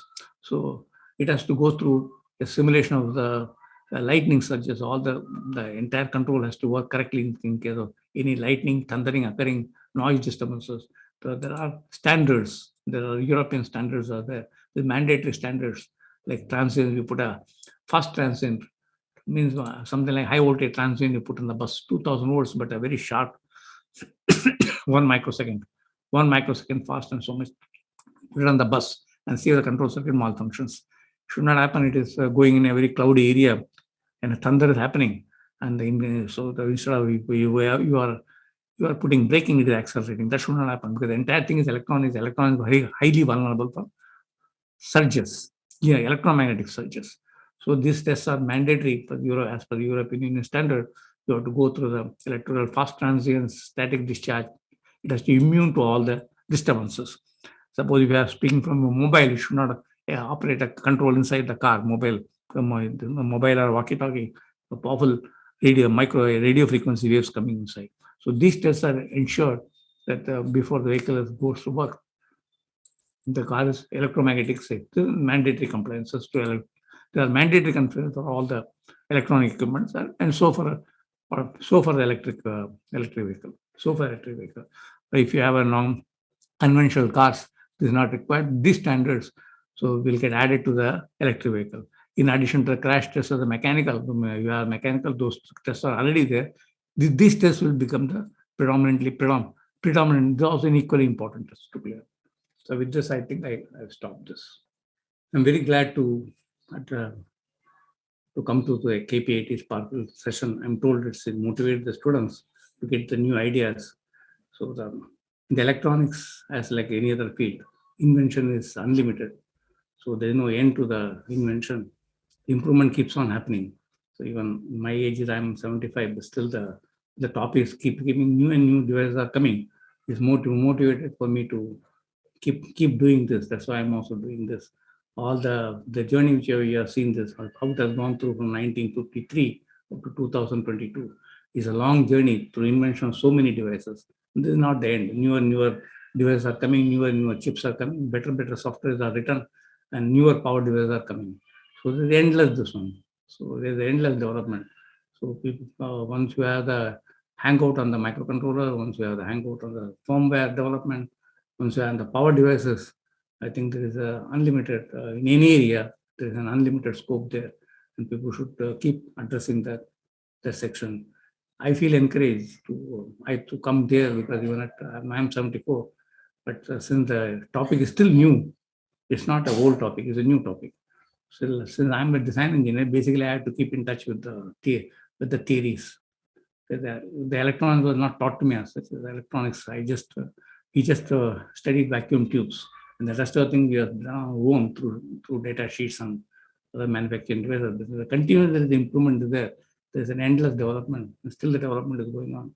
The space vector module is the latest one, with which people are optimizing power magnet motor, work on the space vector modulation, how to improve the efficiency, most important lithium-ion battery, how to improve the range of the lithium-ion batteries, and the power device. So that's the development going on. And this gives a great motivation. The KPIT is doing a good job of encouraging the students to go for the design idea when there is an unlimited scope is there. Just like in any other area, electronics too has got a very great area to yes. We are grateful to you, Mr. Venkatramani, for sharing your intuitive views. Moving forward, ladies and gentlemen, let me invite our last speaker for the day, who with his brilliance has proven that if you have the right idea and the right people to steer you through, there is no force that can keep you away from success. Mr. Jash Shah, co-founder Get-A-Whey, proposed India's first healthy ice cream brand, power-packed with 12 grams of protein and only 7 grams of fat per 100 grams of serving at Shark Tank India. His one-of-a-kind project, Get-A-Whey, undisputedly bagged funding of $1 crore for 15% equity. Mr. Shah, please tell us about how it felt to come out as a strong shark from Shark Tank India. We have with us Jash Shah, who is the co-founder and director of Get-A-Whey Ice Creams. It's a brand new product with its own set of offerings, and they demonstrate themselves as guilt-free ice creams, healthy ice creams. So let's talk to Jash. Jash, thank you for speaking to us. Thanks, Abhinav. Thanks for having me. So firstly, tell us, what is it that is different with your ice cream? How is your product different from the other ice cream brands in the market?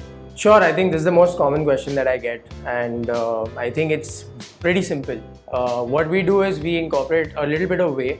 We don't add any sugar in our ice cream. So our ice creams are naturally high in protein.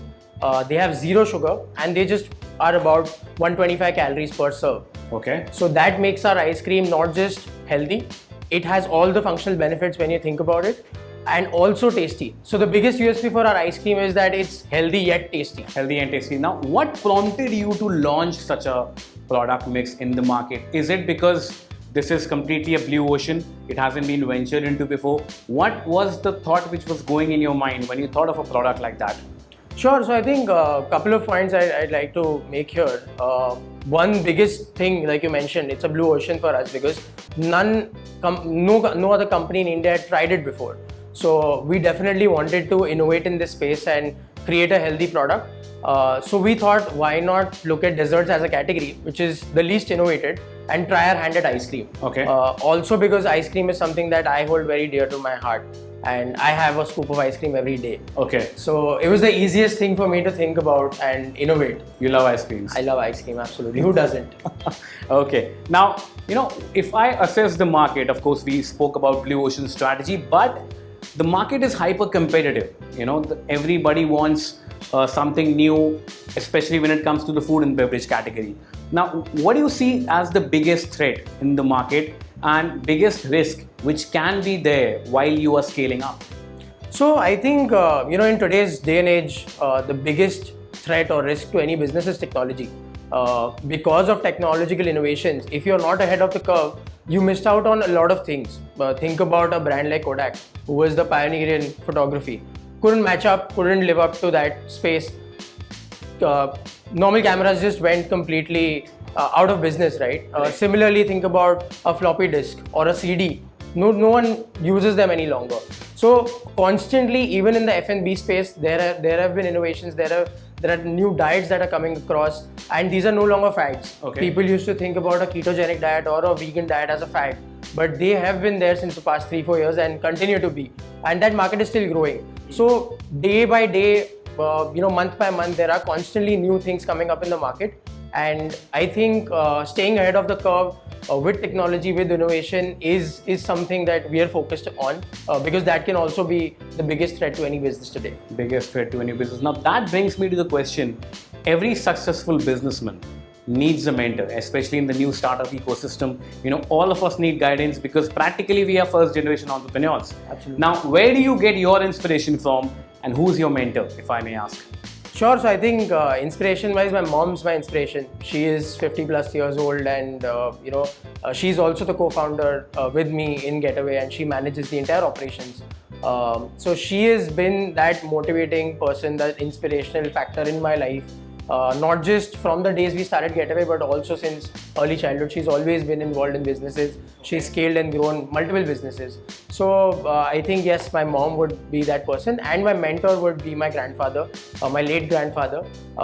My life philosophies are based on his entire life's work, and he was a philosopher and he was very, very spiritual. So I look up to him, and I think about only one person when you ask me who's my mentor.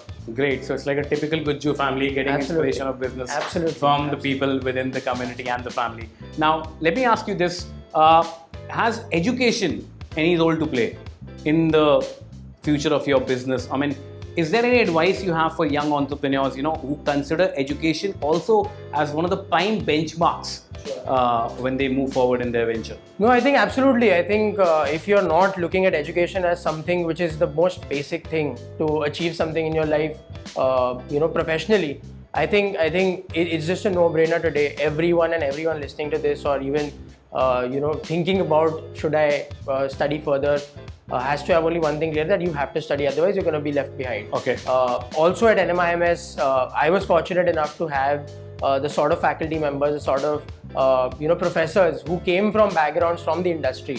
So I think one advice that I would give is, if you're studying at a premium institute, or even if you're studying anywhere in the world, keep asking questions to your mentors, your professors, your teaching faculties. Only then you're going to be able to get your answers early. Great. Now, for our viewers, let us tell you that Jash, along with his team, was a part of Shark Tank. Now, you raised some funds from Shark Tanks. Tell us, our audience, how was the experience, and do you have any word of advice for the upcoming entrepreneurs who want to pitch in at the Shark Tank? Sure. So firstly, I would like to say that fundraising is a very, very difficult and complex task. It takes a lot of time away from what you do on a daily basis. Similarly, Shark Tank, although it's a platform which people see it as a 3-minute pitch, it's a 6-month process from getting selected in the first round, shortlisted, to having a mock interview, to having a video pitch, an elevator pitch sent to the Shark Tank team. So it's a very long process. It was a great experience though. My recommendation, my advice to anyone who is applying for Shark Tank, go for it. The impact that it has on your business is unimaginable. We've grown almost 6-7x right after Shark Tank, and we are seeing that momentum. It's not a 1-2 day spike. So I think just go in there, know your business in and out. You need to know your business better than the sharks, and I think you'll do fine. Jash, thank you for speaking to us. It was a pleasure. Absolutely, Abhilash. Thanks for having me. Thank you so much. Wow, seems like you have been on a roller coaster ride and you made it through. Thanks Jash for pumping all of us up. देखिए मेरे मन में तो आ रहा है कि तुसी जा रहे हो, तुसी ना जाओ, but I won't, because with a new dawn tomorrow there will be new possibilities. What an intriguing evening it was. I was astonished and I'm sure you all were too. If you have enjoyed today's event, which I'm sure you have, slide your mobile screen to any social media slide and shoot a selfie with KPIT screen. Don't forget to tag us at KPIT Sparkle so that we can repost your stories. Tell your friends and peers about our sparkling KPIT Sparkle 2022 and what they are missing out on. Ask them to register now at sparklegrandfinale.kpit.com. Before we press a pause on this fantastic evening, we would like to express our gratitude to our honorable speakers who took out their valuable time to be present here and share insightful views. Tomorrow is going to be yet another wonderful day with some illustrious speakers who will share a bit with us from the ocean of their knowledge. With a little difficulty and a lot more excitement for tomorrow, let's terminate our itinerary for the day. Thank you so much for being an amazing audience. See you all tomorrow, same time, same place.